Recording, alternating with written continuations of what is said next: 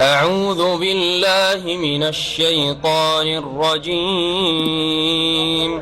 وهو الذي أنشأ جنات معروشات وغير معروشات والنخل والزرع مختلفا أكله والزيتون والرمان متشابها وغير متشابه كلوا من ثمره إذا أثمر وآتوا حقه يوم حصاده ولا تسرفوا إنه لا يحب المسرفين. ومن الأنعام حمولة وفرشا كلوا مما رزقكم الله ولا تتبعوا خطوات الشيطان إنه لكم عدو مبين. 8 أزواج من الضأن 2 ومن المعز 2 قل أذكرين حرم أم الأنثيين أما اشتملت عليه أرحام الأنثيين نبئوني بعلم إن كنتم صادقين. ومن الإبل 2 ومن البقر 2 قل أذكرين حرم أم الأنثيين أما اشتملت عليه أرحام الأنثيين أم كنتم شهداء إذ وصاكم الله بهذا فمن أظلم ممن افترى على الله كذبا ليضل الناس بغير علم إن الله لا يهدي القوم الظالمين. قل لا أجد فيما أوحي إلي محرما على طاعم يطعمه قل لا أجد فيما أوحي إلي محرما على طاعم يطعمه إلا أن يكون ميتة أو دما مسفوحا أو لحم خنزير فإنه رجس أو فسقا أهل لغير الله به فمن اضطر غير باغ ولا عاد فإن ربك غفور رحيم. الله وبركاته. بسم الله الرحمن الرحيم. الحمد لله رب العالمين والصلاة والسلام على سيد المرسلين نبينا محمد وعلى آله وصحبه أجمعين. أما بعد فأعوذ بالله من الشيطان الرجيم. وهو الذي أنشأ جنات معروشات وغير معروشات والنخل والزرع مختلفا أكله والزيتون والرمان متشابها وغير متشابه كلوا من ثمره إذا أثمر وآتوا حقه يوم حصاده ولا تسرفوا إنه لا يحب المسرفين. মহান আল্লাহর সমস্ত প্রশংসা যে আল্লাহ পাক রব্বুল আলামিন সব কিছুকে সৃষ্টি করেছেন। তিনি যা সৃষ্টি করেছেন তাতে বিভিন্ন রূপ দান করেছেন। আল্লাহ পাক রব্বুল আলামিনের সৃষ্টি এত সুন্দর যা বর্ণনা করে শেষ করা মানুষের জন্য অসম্ভব। সালাত এবং সালাম নাজিল হোক মুহাম্মদুর রাসূলুল্লাহ সাল্লাল্লাহু আলাইহি সাল্লামের উপর, যিনি কোরআনে কারীম মানব জাতির উদ্দেশ্যে মানব জাতির কাছে সুন্দরভাবে পৌঁছে দিয়েছেন আল্লাহর তরফ থেকে। আমাদের তাফসির হবে সূরা আনআমের আয়াত নম্বর 141 থেকে। মহান আল্লাহ এই আয়াতে গাছপালা যে বিভিন্ন রকমের সৃষ্টি করেছেন এই বিষয়টি উল্লেখ করেছেন, আর বিভিন্ন বৃক্ষ, লতা পাতা, ক্ষেত খামার, এই বিষয়গুলি, আর বিভিন্ন ফলমূল, আর সেগুলি বিভিন্ন ধরনের স্বাদের, রঙের। আর তারপরে মহান আল্লাহ ইরশাদ করেছেন যে যে সব তোমাদের খাদ্যশস্য রয়েছে অথবা তোমাদের ফলমূল রয়েছে যেগুলি দীর্ঘ সময় রাখা যায়, শুকিয়ে রাখা যায়, এই ধরনের ফলমূল, এগুলিতে জাকাতের হক রয়েছে। আর জাকাত ছাড়াও যেসব ফলমূলে হয়তো জাকাত নেই সেগুলিতেও আশেপাশের যারা দরিদ্র, গরিব, অভাবী, যাদের বাড়িতে হয়তো ওই সব ফলের গাছ নেই অথবা খাদ্যের অভাব রয়েছে কিন্তু তারা জাকাত নেই না হয়তো বা জাকাতের হকদার নয়, ওদেরকে দেবে, ওদেরও হক রয়েছে। এবং আল্লাহ পাক রব্বুল আলামিন যা হালাল করেছেন খাদ্য দ্রব্য থেকে, ফলমূল থেকে, বা যে কিছুই আল্লাহ হালাল করেছেন সেগুলি খেতে নির্দেশ দান করেছেন। আর এই ক্ষেত্রে যেন তোমরা সীমা লঙ্ঘন না করো, অপচয় না করো, অপচয় থেকে নিষেধ করেছেন। মহান আল্লাহ ইরশাদ করেছেন ওয়াহুয়াল্লাযী আনশা জান্নাতিম মারুশাত।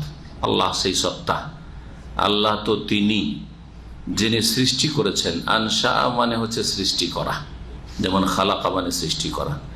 জান্নাতিন এমন বাগান সমূহ, জান্নাতুনের বহু বচন হচ্ছে জান্নাত, এমন বাগান সমূহ সৃষ্টি করেছেন মারুশাত, যেগুলি হচ্ছে মাচানকৃত।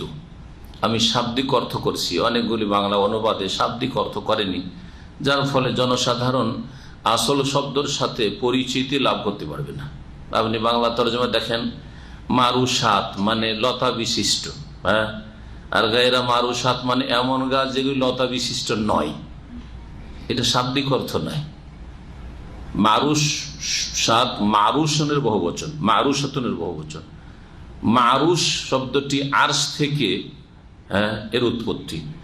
আরশ মানে কি? আরশ মানে কি? আইন রাশিন। আরশ মানে কি? আরশ মানে জানেন না? আরশের শাব্দিক অর্থ হচ্ছে উঁচা, এটা শাব্দিক অর্থ। ওখান থেকেই সিংহাসনকে আরশ বলা হয়। বিলকিসের সিংহাসন, নাক্কিরুলাহা আরশাহা, আইয়ুকুম ইয়াতিনি বিআরশিহা, আরশ শব্দ বলা হয়েছে। কে বিলকিসের সিংহাসন নিয়ে এসে দিতে পারবে? তাবলা ইয়াতুনি মুসলিম, বিলকিস এবং তার সাথী সঙ্গীরা মুসলিম হয়ে আসার আগে আগে, সে এখানে পৌঁছার আগে সুলাইমান আলাইহিস সালাম বলছেন কি আমার দরবারে আছে যে তার সিংহাসনকে এনে দিতে পারবে।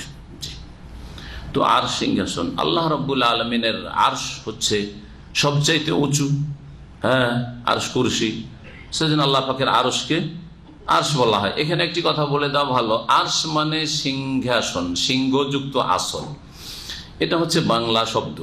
এটা আল্লাহ পাক রব্বুল আলামিন আরশের ক্ষেত্রে বলা উপযুক্ত নয়, ঠিক নয়।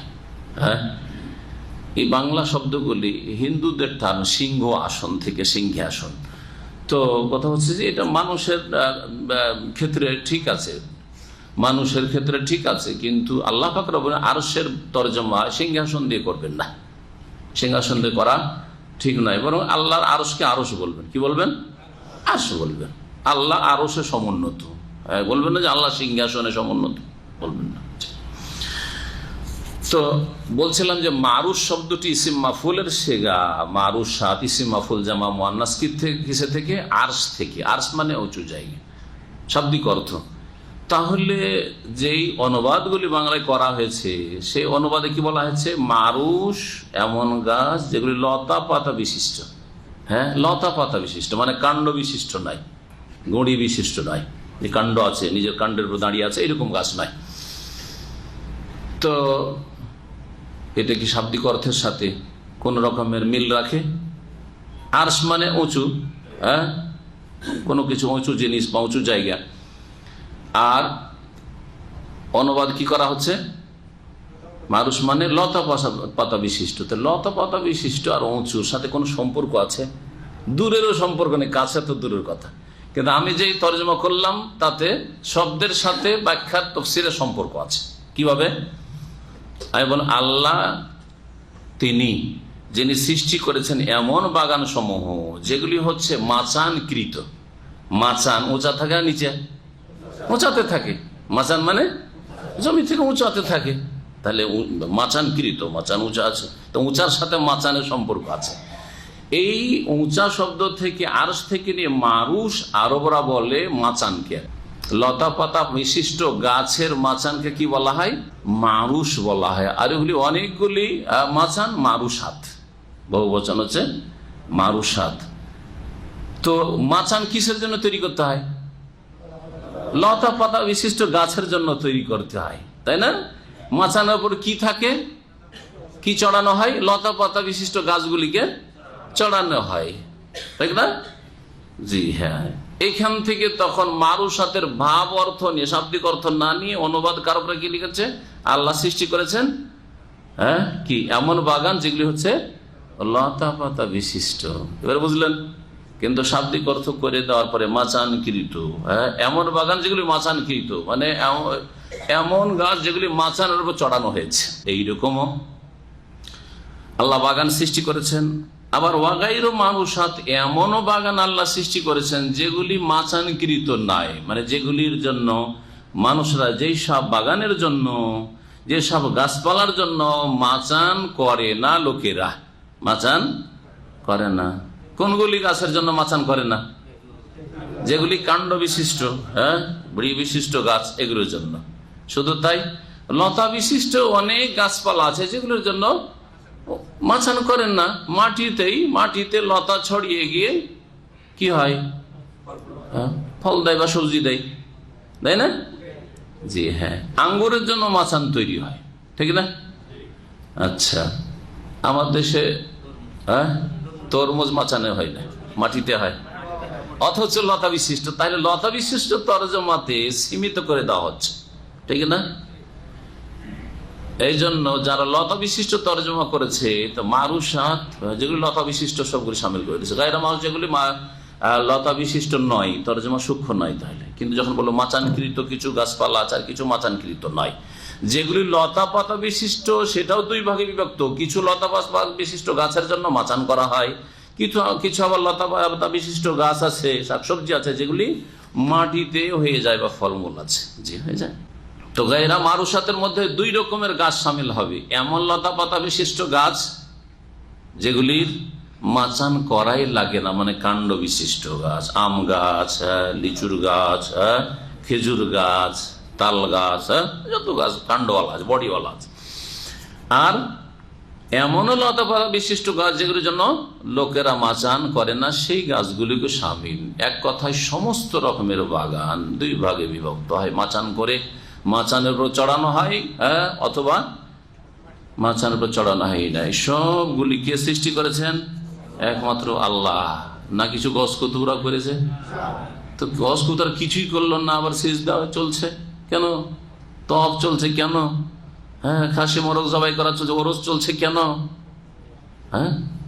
কত বড় নিমক হারাম। এই জন্য মুশরিক যারা, বহুত সবচেয়ে বড় নিমক হারাম। খাওয়াই আল্লাহ, গাছপালা উদ্গত করে আল্লাহ, সবকিছু দেয় আল্লাহ, আর হায়াত মত সবকিছুই আল্লাহ দান করেছেন, সবকিছুর মালিক আল্লাহ।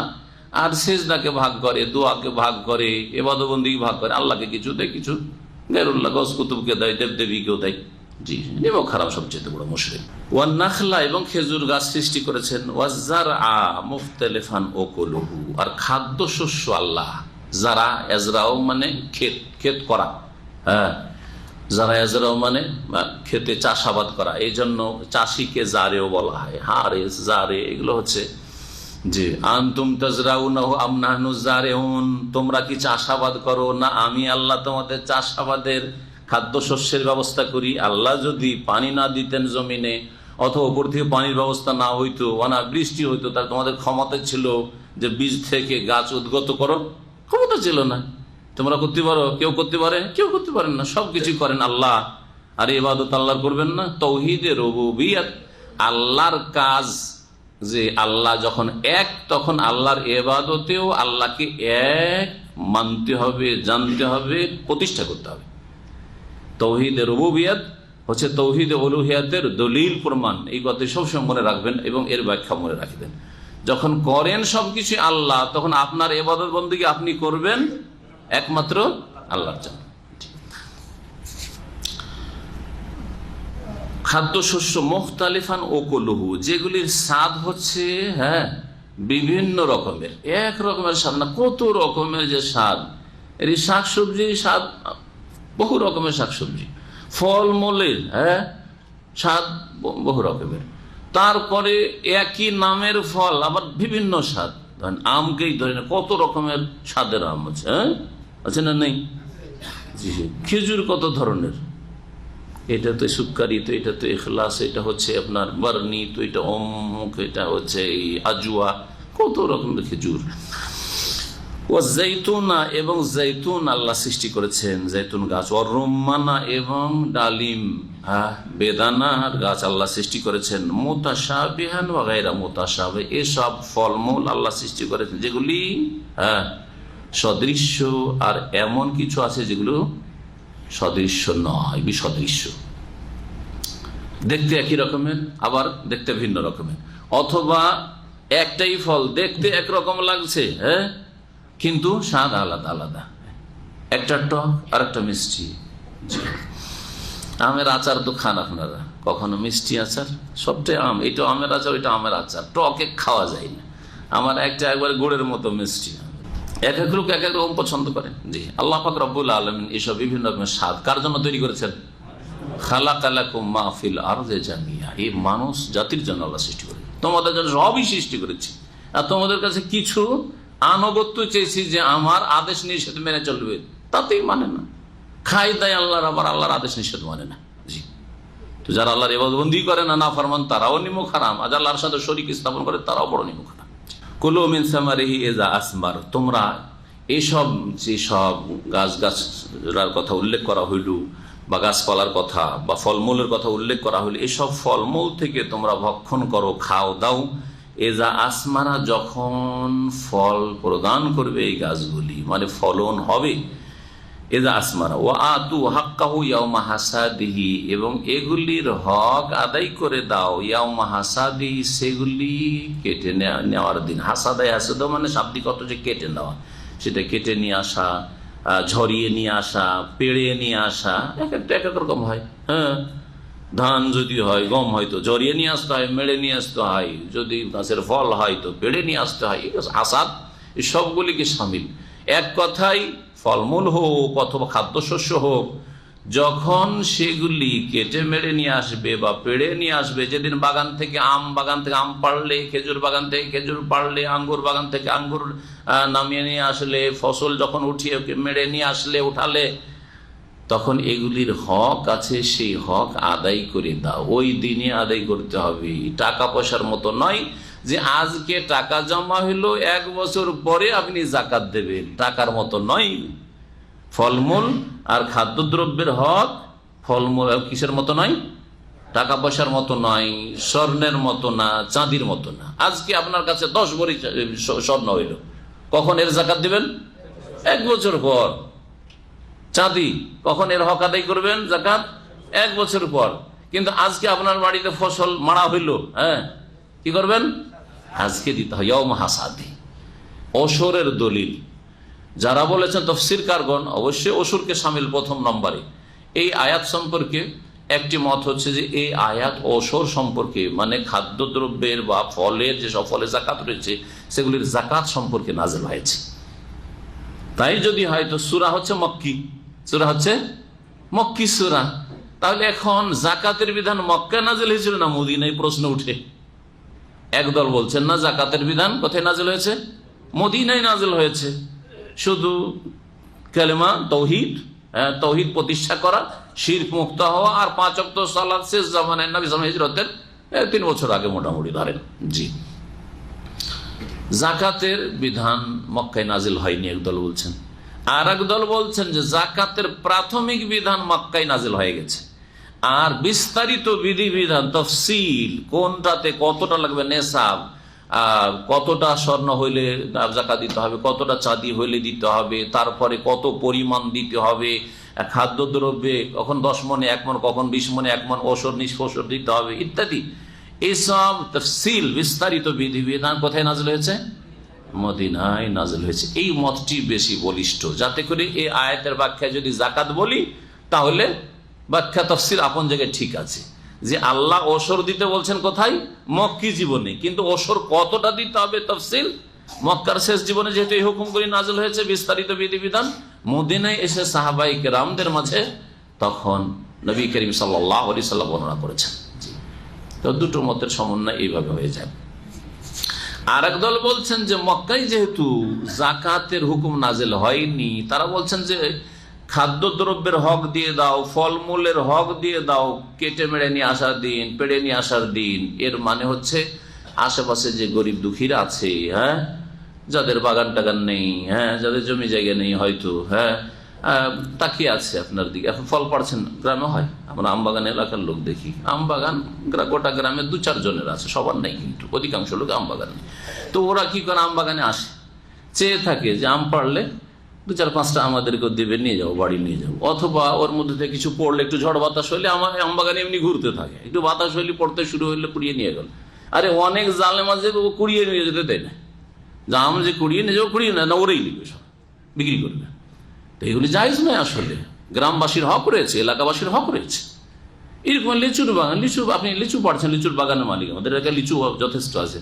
তো লিচু পাড়ার সময় গোটা গ্রামের গরিব ছেলেরা, হ্যাঁ, সব হাজির হয়ে যায়, যাদের লিচুর গাছ নেই হয়তো, অথবা গরিব নাই কিন্তু ওদের লিচুর গাছ নেই, হাজির হয়ে গেছে, দিতে হবে ওদেরকে। আগে খাওয়ান, তারপরে বিক্রি করেন, অথবা আপনার বাড়িতে উঠিয়ে নিয়ে যান। এটা হচ্ছে কোরআনী হুকুম, ওয়াতু হাক্কাহু ইয়াওমা হাসাদি। যেদিন পেড়ে নিয়ে আসবে সেদিন তার হক, হ্যাঁ, গরিব মানুষদেরকে দেবে। এবং এলাকার যেসব লোকেরা রয়েছে যাদের বাড়িতে এই ফলগুলি হয় না হয়তো, বা এই শাকসবজি হয় না, তাদেরকে দেবে। শাকসবজির ক্ষেত্রেও আপনার কলা বাগান আছে, অনেকের কলা বাগান নেই, তো কলা যখন কেটে নিয়ে আসছেন তখন তাদেরকেও দেন কিছু। এটা হচ্ছে কোরআন কারীমের হুকুম। সুতরাং এই ক্ষেত্রে কখনো অবহেলা করবেন না, এতে বরকত নষ্ট হয়ে যায়। জানেন আল্লাহ পাক রব্বুল আলামিন, হ্যাঁ, একটি সূরায় বাগানওয়ালাদের ঘটনা বর্ণনা করেছেন। হ্যাঁ, ইয়ামান দেশের, ওর বাপ ছিল বড় দানশীল, 3 ভাগের 1 ভাগ কি করতো? গরিব মিসকিনকে দিয়ে দিত। আগে দিত, যেদিন ফল পাড়তো সবকে দিত, গরিব মিসকিনকে দেওয়ার পরে বাড়ি নিয়ে যেত। বাপ মারা যাওয়ার পরে ছেলেরা বেশি পণ্ডিত, আজকালকার ছেলেরা ওইরকম বেশি পণ্ডিতই দেখায়, কথা বলছেন। আজকাল মোবাইলের যুগ আর ইন্টারনেটের যুগে বাপ মা যতই শিক্ষিত হোক না কেন, আজকালকার যুবক পোলাপান কি মনে করে, আরে বাবু আদমকালকার মানুষ, কি বুঝে? আপনি কি বুঝেন? ও নিজেই বেশি বুঝে, বোঝা গেছে।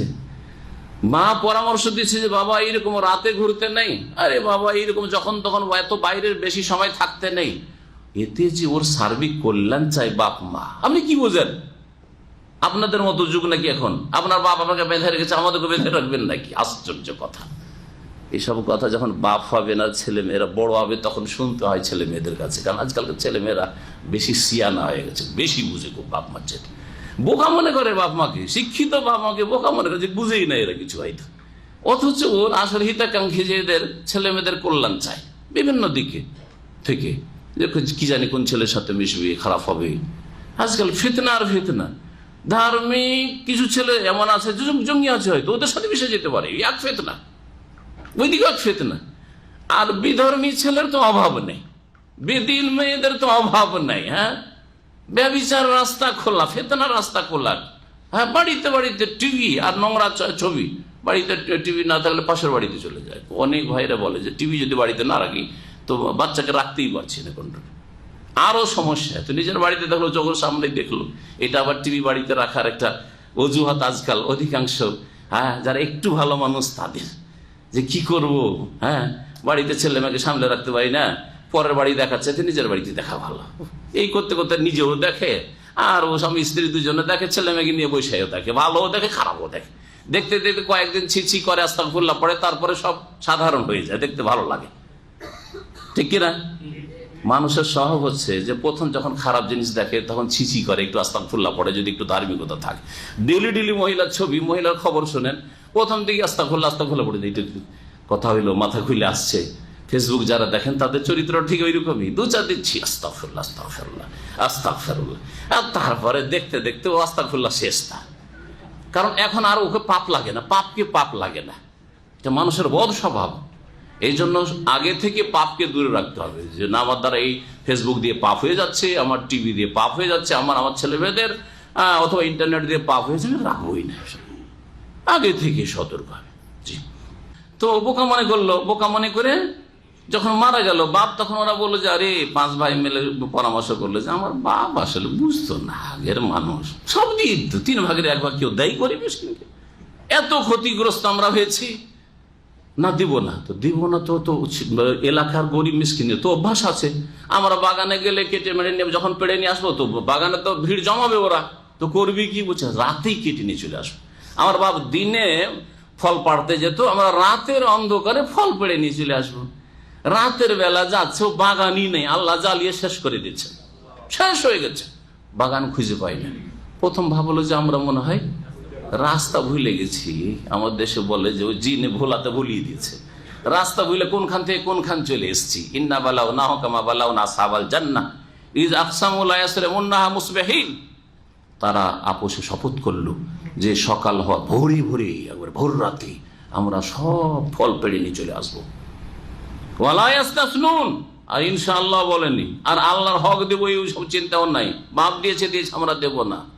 ফাতাফা আলাইহা তায়িফুম মির রাব্বিকা ওয়া হুম নাইমুন, রাতে ওরা ঘুমিয়েই ছিল, সেই সময় আল্লাহর আযাব এসে তাদের বাগান একবারে নিশ্চিহ্ন হয়ে গেছে, জ্বলে গেছে, কিছুই নেই, বাগান নেই। আসলে প্রথম ভাবলো যে রাস্তা ভুলে গেছি, পরে এদিক ওদিক দেখে বলছেন রাস্তা তো বলেনি, জায়গা তো ওইটাই, কিন্তু বাগানই নেই, আসলে শেষ হয়ে গেছে। এমন দেশের ঘটনা, সত্য ঘটনা, কোরআনে কিন্তু আল্লাহ পাক বর্ণনা করেছেন। সুতরাং এইরকম বেশি চালাক হলে এই আল্লাহ পাকের আযাব আসে। তো এই জন্য আল্লাহ বলছেন ওয়াতু হাক্কাহু ইয়াওমা হাসাদিহি, যখন ফল পেড়ে নিয়ে আসবে অথবা খাদ্যদ্রব্য মেড়ে নিয়ে আসবে, তখন তার হক আদায় করে দিও। ওয়ালা তুসরিফু, এবং তোমরা সীমা লঙ্ঘন করিও না, বা ওয়ালা তুসরিফু, তোমরা অপচয় করিও না। ইন্নাহু লা ইউহিব্বুল মুসরিফিন, কারণ আল্লাহ রাব্বুল আলামিন অপচয়কারীদেরকে ভালোবাসেন না। অপচয় করিও না, এর তরজমা তো বুঝলেন, কিন্তু এর ব্যাখ্যা কি? একটি ব্যাখ্যা যেটা ইমাম ইবনে কাসির রাহমাতুল্লাহ আলাইহি, এটা হচ্ছে সবচেয়ে ভালো, সেটা প্রথম বলে দিই। সেটা হচ্ছে যে আল্লাহ পাক বলছেন যে কি করো, তোমরা খাও দাও, আছে না, কুলু মিন সামারি, ফলমূল খাও, যখন ফলন হবে খাও দাও, আর ওর হকটা আদায় করে দাও। তাহলে অন্যকেও খাওয়াও আর নিজেও খাও, আর খাওয়ার ক্ষেত্রে কি করিও না, অপচয় করিও না। অপচয় মানে প্রয়োজনের বেশি খাওয়া দাওয়া, প্রয়োজনের বেশি খাওয়া দাওয়া, সবসময় পরে খাওয়া দাওয়া লেগেই আছে, পেটকে খালি হতেই দেন না, দিনে 5 বার 7 বার শুধু খাওয়া দাওয়া আর খাওয়া দাওয়া, মুখে কিছু না কিছু আছেই। আজকাল যে অবস্থাটা চলছে, যার ফলে রোগও বেশি। আজকাল অনাহারের কারণে মানুষ মরে না, মানুষ মরছে বেশি খেয়ে হাই প্রেশার, বেশি খেয়ে চর্বি জমে গেছে, গোস্ত বেশি খেয়ে খাচ্ছে, চর্বি যুক্ত জিনিস বেশি খাচ্ছে, বেশি খেয়ে কোলেস্ট্রল হয়ে গেছে, বেশি খেয়ে আপনার কি বলছে সুগার হয়ে গেছে। পয়সা আছে, এই দাম মামের মিষ্টি চলবে না, চল ওখান থেকে মিষ্টি নিয়ে আসি, এই 10 রিয়াল 20 রিয়াল কিলো না, চল 50 রিয়াল কিলো নিয়ে আসি। এই খেয়ে খেয়ে আসলে এই রোগ হয়েছে, তাই না? এইসব সুখী লোকদের কাজকর্ম করে, নড়াচড়া নেই, মসজিদে গেলেও গাড়ি, জি হ্যাঁ, বোঝা গেছে। 5 মিনিট অফিস যেতে হবে, 5 মিনিট হেঁটে লাগবে, ওখানেও কারে বসে, অথবা আমাদের দেশের লোক কার না থাকলেও বসেই আছে, কারণ সব তার টেলিফোনে সবকিছু, চোখ খেটে খাবে না, ঘাম বহাবে না। তো যার ফলে এইসব রোগগুলি সুখীদের রোগ, আজকালকার যুগে সুখীদের রোগ বেশি, দুঃখীদের রোগ কম। জি। তো কিসের জন্য? অপচয়, খাওয়ার ক্ষেত্রে অপচয়, প্রয়োজনের বেশি খাওয়ার জন্য। প্রয়োজনের বেশি খেলে এর কুপ্রভাব পড়ে শরীরের ওপর, দেহের ওপর, আর মন মগজের ওপর, মস্তিষ্কের ওপর, ব্রেন বুদ্ধির ওপর, স্মৃতিশক্তির ওপর, সবগুলির উপর পড়ে। মুফাসসিরিনগণ বলেছেন শুধু শরীরের উপর পড়ে না। বেশি খেয়ে দিয়ে লেখাপড়া করা যায় না। আমরা যে কষ্টে লেখাপড়া করেছি, বা আমাদের যুগের ছেলেরা, দেশের ছেলেরা, এখনো দেশের ছেলেরা যেই কষ্ট করে লেখাপড়া করে, আরব দেশের স্কুলে বাংলাদেশি ছেলেরা পড়ে অথবা ইন্ডিয়ান ছেলেরা বা পাকিস্তান ছেলেরা পড়ে, এদেরকে আমাদের এক ডাক্তারের ভাষায় বলছি যে এরা পড়ে ব্রোস্টেড খেয়ে আর ফাস্ট ফুড খেয়ে পড়াশোনা করে, আর আমাদের দেশে ছেলেরা কত কষ্ট করে পড়াশোনা করে, ঘাম বহিয়ে পড়াশোনা করে, না খেয়ে বাসি পেট টিউশন যায়, আবার আসে হেঁটে, আর তারপরে কত কষ্ট করে লেবার করে পড়ে।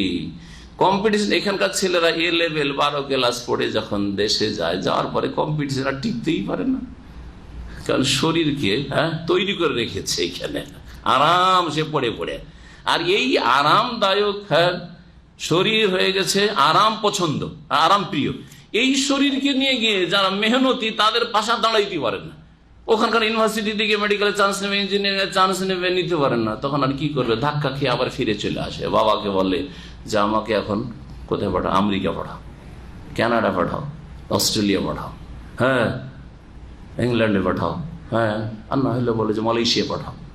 বাংলাদেশে পড়তে যেতে চাই না, ভালো করে খোঁজ নিয়ে দেখেন, বাংলাদেশে যেতে চাই না, কারণ কম্পিটিশনকে টিকতে পারে না।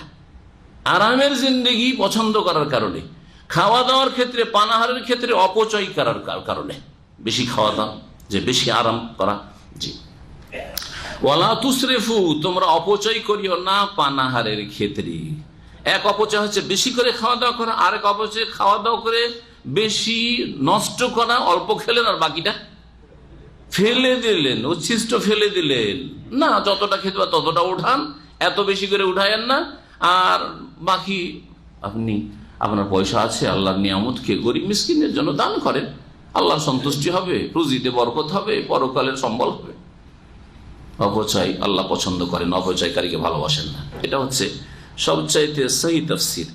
আর কেউ কেউ বলেছেন যে যেহেতু এখানে ওসরের কথা উল্লেখ করা হয়েছে, ওসরের ক্ষেত্রে কি জানা আছে, একটু আগে বললাম যে যদি এমনিতে আকাশের পানিতে অথবা জমিনের রসেই যদি ফসল হয়ে যায় তাহলে ওসর, ওসর মানে 10 ভাগের 1 ভাগ। ওসর নামটিও এসছে, এটাও জাকাত। আসলে খাদ্যদ্রব্যের জাকাতকে ওসর বলে আমাদের দেশের লোকেরা, আশারা থেকে। আশারা মানে 10, আর ওসর মানে 10 ভাগের 1 ভাগ। 10 ভাগের 10 মনে 1 মন দিতে হবে, 10 মনে 1 মন দিতে হবে। কিন্তু যদি এমন ফসল হয়, আর আজকালকার অধিকাংশ ফসলগুলি হচ্ছে এইরকমই, সেটা হচ্ছে সেচ করা, আকাশের পানি তো না আর জমিনের রসও না, বরং সেচ করা। সেটা পুকুর থেকে সেচ করাই হোক, আর মাটির তলা থেকে পানি উঠিয়ে পাম্পসেট মেশিন দিয়ে সেচ করা হোক, যেরকম সেচ হোক, সেগুলিতে নিসফুল ওসর, ওসরের অর্ধেক মানে, ওসরের অর্ধেক কত হয়, 20 মনে 1 মন। 10 ভাগে 1 ভাগ হলো, এখানে 20 ভাগে 20 মনে 1 মন দিতে হবে। আর কি বলছিলাম, আর একটা তাফসীর যে জাকাতের সম্পর্কে যেহেতু নাযিল হয়েছে, জাকাত গ্রহণ করার হুকুম কাকে দেওয়া হয়েছে, মুসলিম সরকারকে, মুসলিম সরকারকে। তো আল্লাহ পাক রব্বুল আলামিন জাকাতের কথা বলে বলছেন ওয়ালা তুসরিফু, তোমরা সীমা লঙ্ঘন করিও না, মানে হে শাসকরা, তোমরা জনগণের কাছ থেকে জাকাত নেওয়ার ক্ষেত্রে বাড়াবাড়ি করিও না। লাগবে জাকাত ধরেন 5 মন, বেশি করে দিল।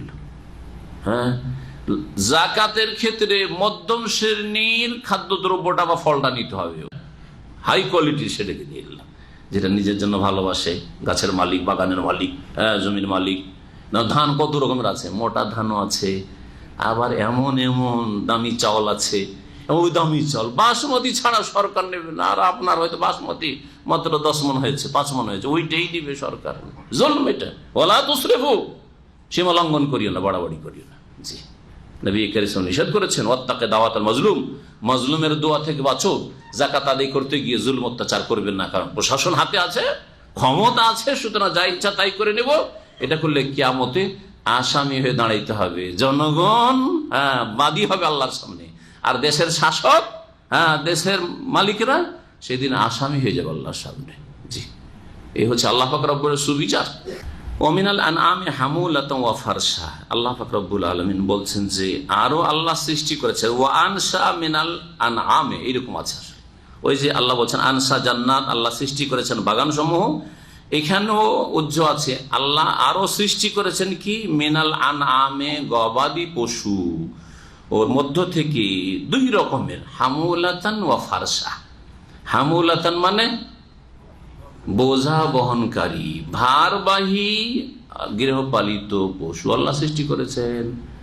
যেমন যেমন উট, উট গৃহপালিত, যেগুলি গোস্ত খাওয়া যায়।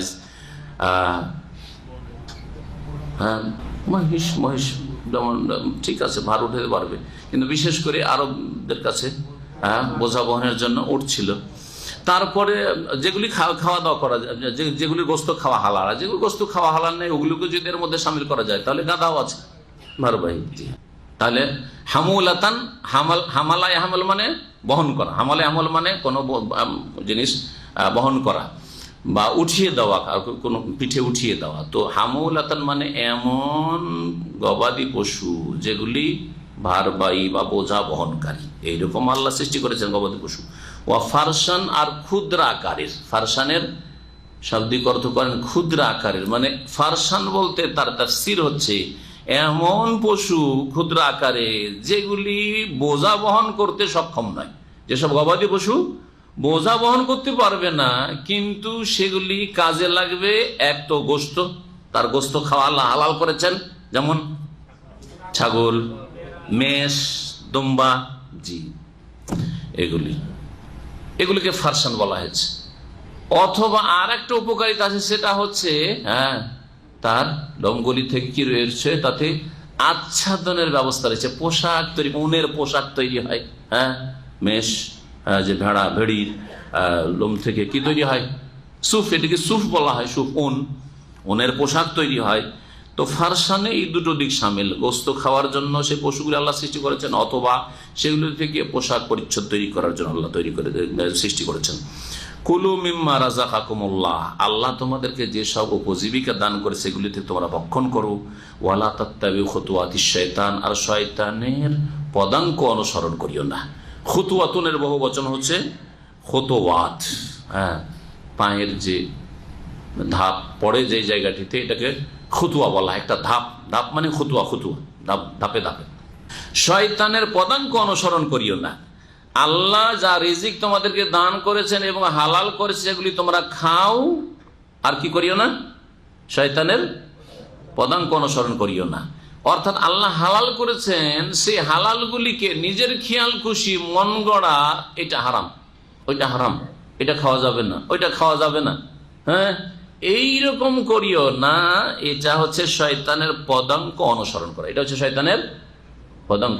আল্লাহর হালালকৃত বস্তুকে হারাম ঘোষণা করা হচ্ছে শয়তানের পদাঙ্ক অনুসরণ করা। এই কথা কেন আল্লাহ বললেন? এর আগে উল্লেখ করা হয়েছে বেশ কিছু আরব মুশরিকদের বিদাতি ধারণার কথা।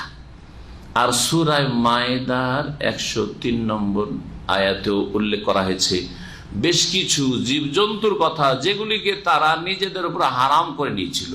মা জাআলাল্লাহু মিন বাহিরাতিন ওয়ালা সাইবাতিন ওয়ালা ওয়াসিলাতিন ওয়ালা হাম, বাহিরা, সাইবা, হাম, ওয়াসিলা, এইরকম বিভিন্ন জীবজন্তু এক একটা সংজ্ঞা আছে। যখন সূরা মায়েদার তাফসীর আসবে তখন বিস্তারিত বলবো। কিন্তু এগুলি সাধারণত দেবদেবীর নামে, পুতুল প্রতিমার নামে তার উৎসর্গ করে ছেড়ে দিত। সাইবা, ষাঁড় ছেড়ে দেওয়াকে বলা হয়, যেমন হিন্দুরা আজকাল ষাঁড় ছাড়ে। এইরকমই যারা কবর পূজারী মুসলিম, জাতিতে মুসলিম কিন্তু তারা মাজারপন্থী, তারা বড় বড় গস কুতুবের নামে, এটা খাজা বাবার খাসি, খাজাবের নামে ছাড়া আছে। এটা হচ্ছে বড় পীর সাহেবের খাসি, বড় পীর সাহেবের নামে এটা ছাড়া আছে, বা এইটা গরু বাছুর ছাড়া আছে অমুক পীরের নামে। জি হ্যাঁ, তো এগুলিকে তারা নিজের উপর কি করে, হারাম করে না, যে এটা খাওয়া যাবে না, এটা কোনো মানুষ খেতে পারবে না, এটা এইরকমই চড়তে থাকবে, যেখানে যাবে চড়বে, চড়তে দিতে হবে, তারপরে মরে যাবে, এটা নিজেরা খেতে পারবে না। তো এইরকম বহু বিদাত। আর তারপরে গত সপ্তাহের তাফসীরগুলিতে যেগুলি এসছে যে এটা খাওয়া যাবে না, এটা খাওয়া যাবে না, সেগুলি তাদের বিদাত ছিল। এগুলি হচ্ছে শয়তানের পদাঙ্ক অনুসরণ করা। আল্লাহ হালাল করেছেন, তোমরা সেগুলিকে নিজের পক্ষ থেকে হারাম করবে না। এই জন্য গত সপ্তাহে বলেছিলাম যে যেমন হারাম জিনিস খাওয়া অপরাধ, তেমনি হালাল জিনিসকে হারাম মনে করা। হালাল জিনিস খেতে হবে জরুরি নয়, কিন্তু হালাল জিনিসকে হারাম বলা, জেনে শুনে জানছেন যে আল্লাহ হালাল করে, তারপরে যদি বলেন যে হারাম, তাহলে এটা হচ্ছে ওই রকমই অপরাধ। এই জন্য নবী করিম সাল্লাল্লাহু আলাইহি ওয়াসাল্লাম নিজের উপর হারাম করে নিয়েছিলেন একবার মধুকে করেছেন না করেননি? যখন কোনো স্ত্রী বললেন যে আকালতা মাগাফির, মনে হয় আপনি মাগাফির খেয়েছেন। মাগাফির এক ধরনের গন্ধযুক্ত গাছ, তো অতি গন্ধ আসে ওটা খেলে, মনে হয় আপনি মাগাফির খেয়েছেন। না না না, আমি মাগাফির তো খাইনি, তবে আমি মধু খেয়েছি। তো হতে পারে যে ওই মৌমাছি মাগাফিরের ফুলে বসছে, তারপর ফুল চুষে এসে ওখান থেকে মধু হয়েছে, যার ফলে এই গন্ধটা এসছে। তার মধুই আর খাবো না। মধুকে রাসূলুল্লাহ সাল্লাল্লাহু আলাইহি ওয়াসাল্লাম হারাম করে নিয়েছিলেন। তখন আল্লাহ সূরা তাহরীম নাযিল করে, ইয়া আইয়ুহান নাবিয়্যু লিমা তুহাররিমু মা আহাল্লাল্লাহু লাকা তাবতাগি মারদাত আজওয়াজিক, তুমি এমন কিছুকে হারাম কেন করে দিলে নিজের উপর? মধু হারা এত সুন্দর জিনিসকে হারাম করে দিলে। মা আহাল্লাল্লাহু লাকা, যেটা আল্লাহ আপনার জন্য বা তোমার জন্য হালাল করেছেন, তাবতাগি মারদাত আজওয়াজিক, তোমার স্ত্রীকে সন্তুষ্ট করার জন্য না, কখনো না। দাড়ি রাখা যাবে না কেন? স্ত্রী পারমিশন দেয় না, তো এই আয়াতের আওতাভুক্ত না? তাবতাগি মারদাত আজওয়াজিক, তোমার স্ত্রীকে খুশি করার জন্য দাড়ি রাখো না। বলেন বলেন না, আপনার তারপরে ফিট হয় না, শুধু ওই নবী সাল্লাল্লাহু আলাইহি ওয়াসাল্লাম ব্যাস নাকি? ব্যাস, জি হ্যাঁ। তো নবী করিম সাল্লাল্লাহু আলাইহি ওয়াসাল্লাম বলেছেন, না, মানুষকে রাজি করার জন্য, মানুষকে খুশি করার জন্য হালালকে হারাম, হারামকে হালাল, এরকম করবে না। এর বিপরীতটা হয়, এমন বেদিন পরিবেশে গিয়ে পড়ে সবাই মদ খাচ্ছে, সবাই বন্ধু বান্ধব, একদিন খেয়ে নে, হ্যাঁ একদিন খেয়ে নে, লজ্জে পড়ে গেল, লজ্জে পড়ে খেয়ে ফেললাম। আজকাল এই দুর্বল ইমারে মুসলিমরা এরকম। অনেকে বলে সিগারেট খাইনি, কিন্তু একদিন বন্ধুদের পাল্লা এক টান দিয়েছি, তাবতাগি মারদাত আজওয়াজিক, বন্ধুকে রাজি করার জন্য। না, সিগারেট আমি জীবনে খাইনি, কিন্তু কি করবে, একদিন বন্ধুর পাল্লাতে পড়ে একদিন টান দিতে হয়েছে। জর্দা খাইনি, কিন্তু একদিন ওইরকম বন্ধুর পাল্লাতে একদিন খেতে হবে তোকে। হারাম যে মানুষকে রাজি করার জন্য চক্ষু লজ্জাতে এটা করে ফেললাম, হ্যাঁ ছোট্ট চক্ষু লজ্জাতে এই করতে হইলো আমাকে, না। এগুলো হচ্ছে শয়তানের পদাঙ্ক অনুসরণ করা। ইন্নাহু লাকুম আদুউম মুবিন, নিঃসন্দেহে শয়তান তোমাদের খোলাখুলি দুশমন, প্রকাশ্য শত্রু। সামানিয়াতা আজওয়াজ, এখানেও রয়েছে আনসা উচ্চ, ও আনসা সামানিয়াতা আজওয়াজ, আল্লাহ পাক সৃষ্টি করেছেন 8 প্রকারের জি গৃহপালিত পশু। সামানিয়াতা আজওয়াজ, সামানিয়া মানে 8, আর আজওয়াজ মানে হচ্ছে জোড়া, যুগল। আজওয়াজ জাওজনের বহুবচন, আজওয়াজ জাওজন মানে হচ্ছে জোড়া। এটা হচ্ছে শাব্দিক অর্থ। যেই সব আল্লাহ পাকের সৃষ্টির জোড়া আছে, সেগুলির এক একটিকেও কি বলা হয়? জওজ বলা হয়। একটাকে বলা হয়, এক শ্রেণীকে বলা হয়, জরুরি না যে দুটোই। এই জন্য স্বামী স্ত্রীর আরবি কি? জওজ হচ্ছে স্বামী, আর জওজাতুন হচ্ছে স্ত্রী। তো জওজের শাব্দিক অর্থ তো জোড়া, তো একটাতে তো জোড়া হয় না, দুইজন মিলে জোড়া হয়, যুগল হয়, ঠিক কিনা? কিন্তু জওজ মানে শুধু স্বামী, আর জওজাতুন মানে শুধু স্ত্রী। তাহলে এর দ্বারা কি বোঝা গেল যে কখনো কখনো আরবি ভাষায় জওজ বা জওজাতুন শব্দটি শ্রেণীর ক্ষেত্রেও এমন কিছুর শ্রেণী যার জোড়া আছে, যুগল, যেগুলি সৃষ্টির যুগল জোড়া, সেগুলির একটাকেও কি বলা হয়?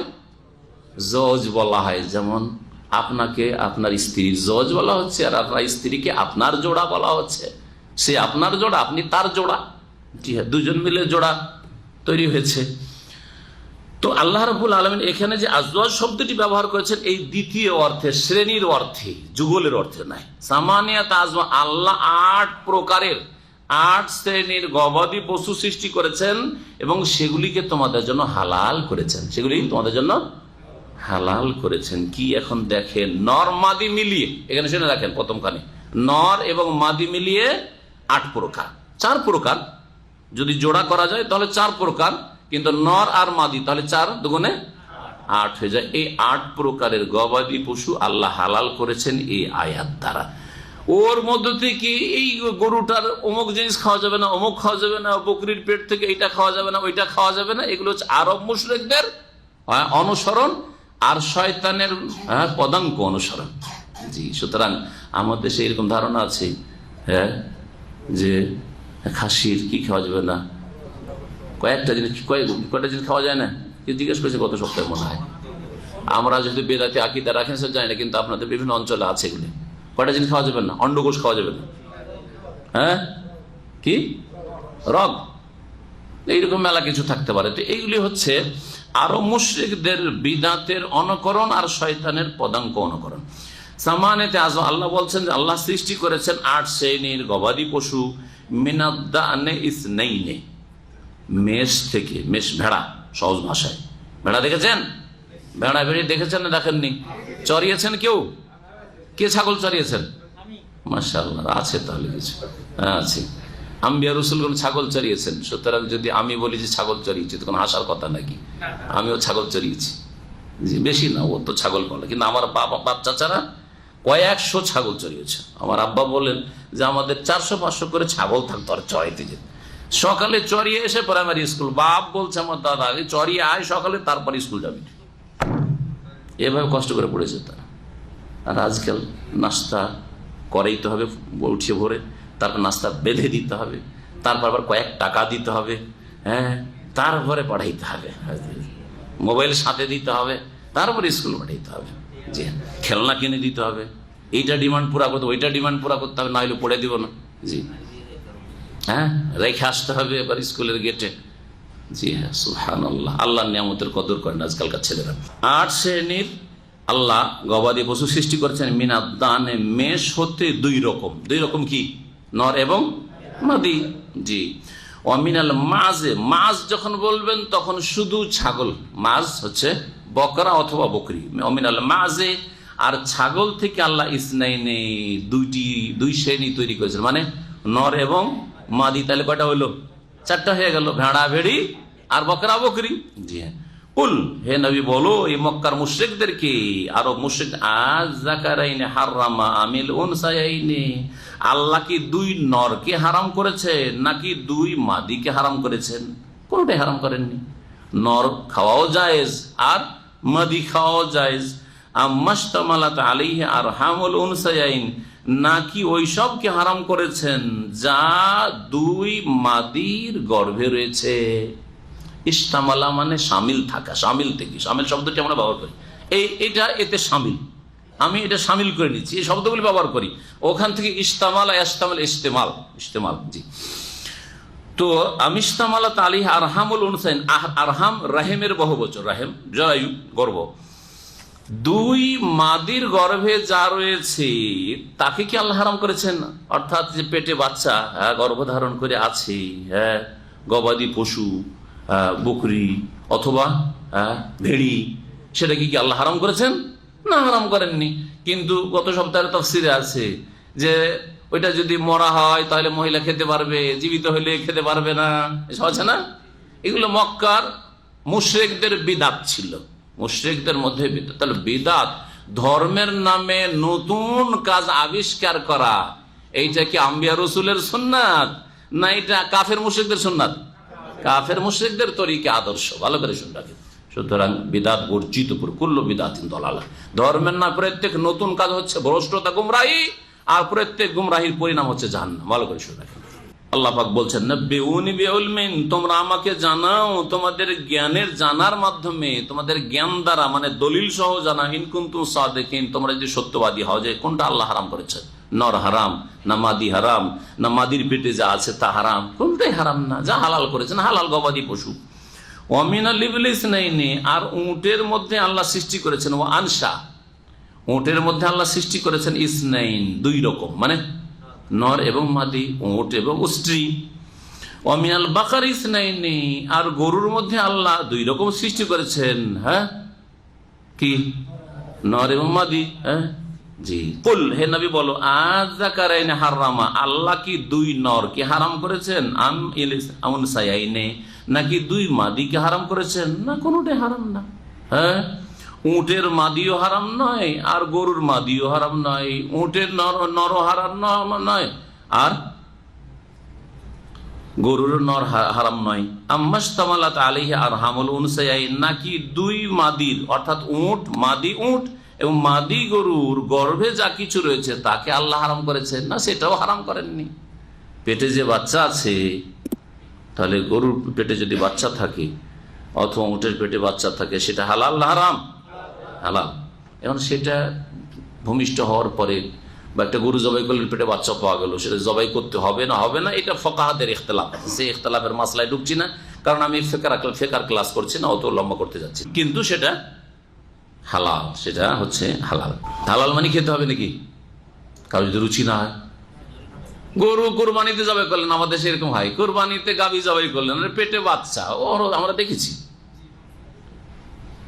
যদি রুচি না হয় খেতে হবে না। প্রত্যেক হালাল খেতে হবে বাধ্যতামূলক। নবী কেন বহু হালাল খান, হ্যাঁ, বহু হালাল জিনিস খাননি।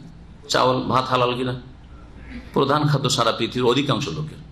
অধিকাংশ লোক আজকে পৃথিবীতে ভাত খায়, ভাত নবী জীবনে একবার খেয়েছে, তো হালাল হইলে খেতে হবে। হ্যাঁ, তাহলে গরুর গোস্ত খেতে হবে জরুরি। হারাম ঘোষণা করিয়া বলিয়েন না হিন্দুদের মতো যে গোমাতা এ হচ্ছে দেবতা বা দেবী, সুতরাং জবাই করা যাবে না, মাকে জবাই করা যাবে না। আর ব্যবসা করা যাবে, বিক্রি করা যাবে, গোস্ত আবার বিক্রি করা যাবে। হিন্দুরা বিক্রি করতে পারবে গোস্ত, মুসলিমদের কাছে খাওয়া, আরব দেশে পাঠাচ্ছে। আল কাবির হিন্দু, এই যে গোস্ত আসছে আরব দেশে না, এর মালিক হিন্দু, কিন্তু নাম আল কাবির, আর আরবি শব্দ। দোকানে অনেকে এই ফ্রোজেন গোস্ত কিনে খায়, মালিক হিন্দু। গরুর গোস্ত ঠিকই আসে হয়তো আরব দেশে, বা যদি খাসিরও গোস্ত হয় তো সেটা মালিক হচ্ছে হিন্দু, কিন্তু নাম দেখে অনেকে ধোকা খায়। জি, তো বলছিলাম যে কোনো হালাল খেতে হবে জরুরি নয়। নবী করিম সাল্লাল্লাহু আলাইহি ওয়াসাল্লামের সামনে সান্ডা সাহাবীরা খেয়েছেন, দব খেয়েছেন, নবী সাল্লাল্লাহু আলাইহি ওয়াসাল্লাম খাননি। লাস্তু আকুলু লাস্তু হারিমু, আমি খাবো না আর হারামও বলছি না। আমার মাতৃভূমিতে মক্কাতে পাওয়া যায় না, ইন্নী আফুহু, আমার অরুচি হয়, আমাকে ঘৃণা লাগে, আমি খেতে পারছি। ওকেল আলা মায়েদাতে রাসূলুল্লাহ দস্তরখানে সাহাবীরা খেয়েছেন, তিনি খাননি, হাত উঠিয়ে নিয়েছেন।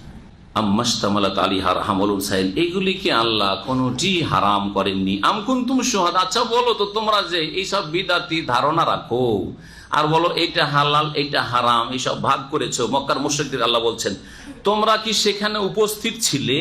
ইদ ওয়াসাকুমুল্লাহ, যখন আল্লাহ এগুলির আদেশ নিষেধ করেছেন, এইসব উপদেশ দিয়েছিলেন যে এটা খাও এটা খেও না, আল্লাহর সামনে তোমরা হাজির ছিলে?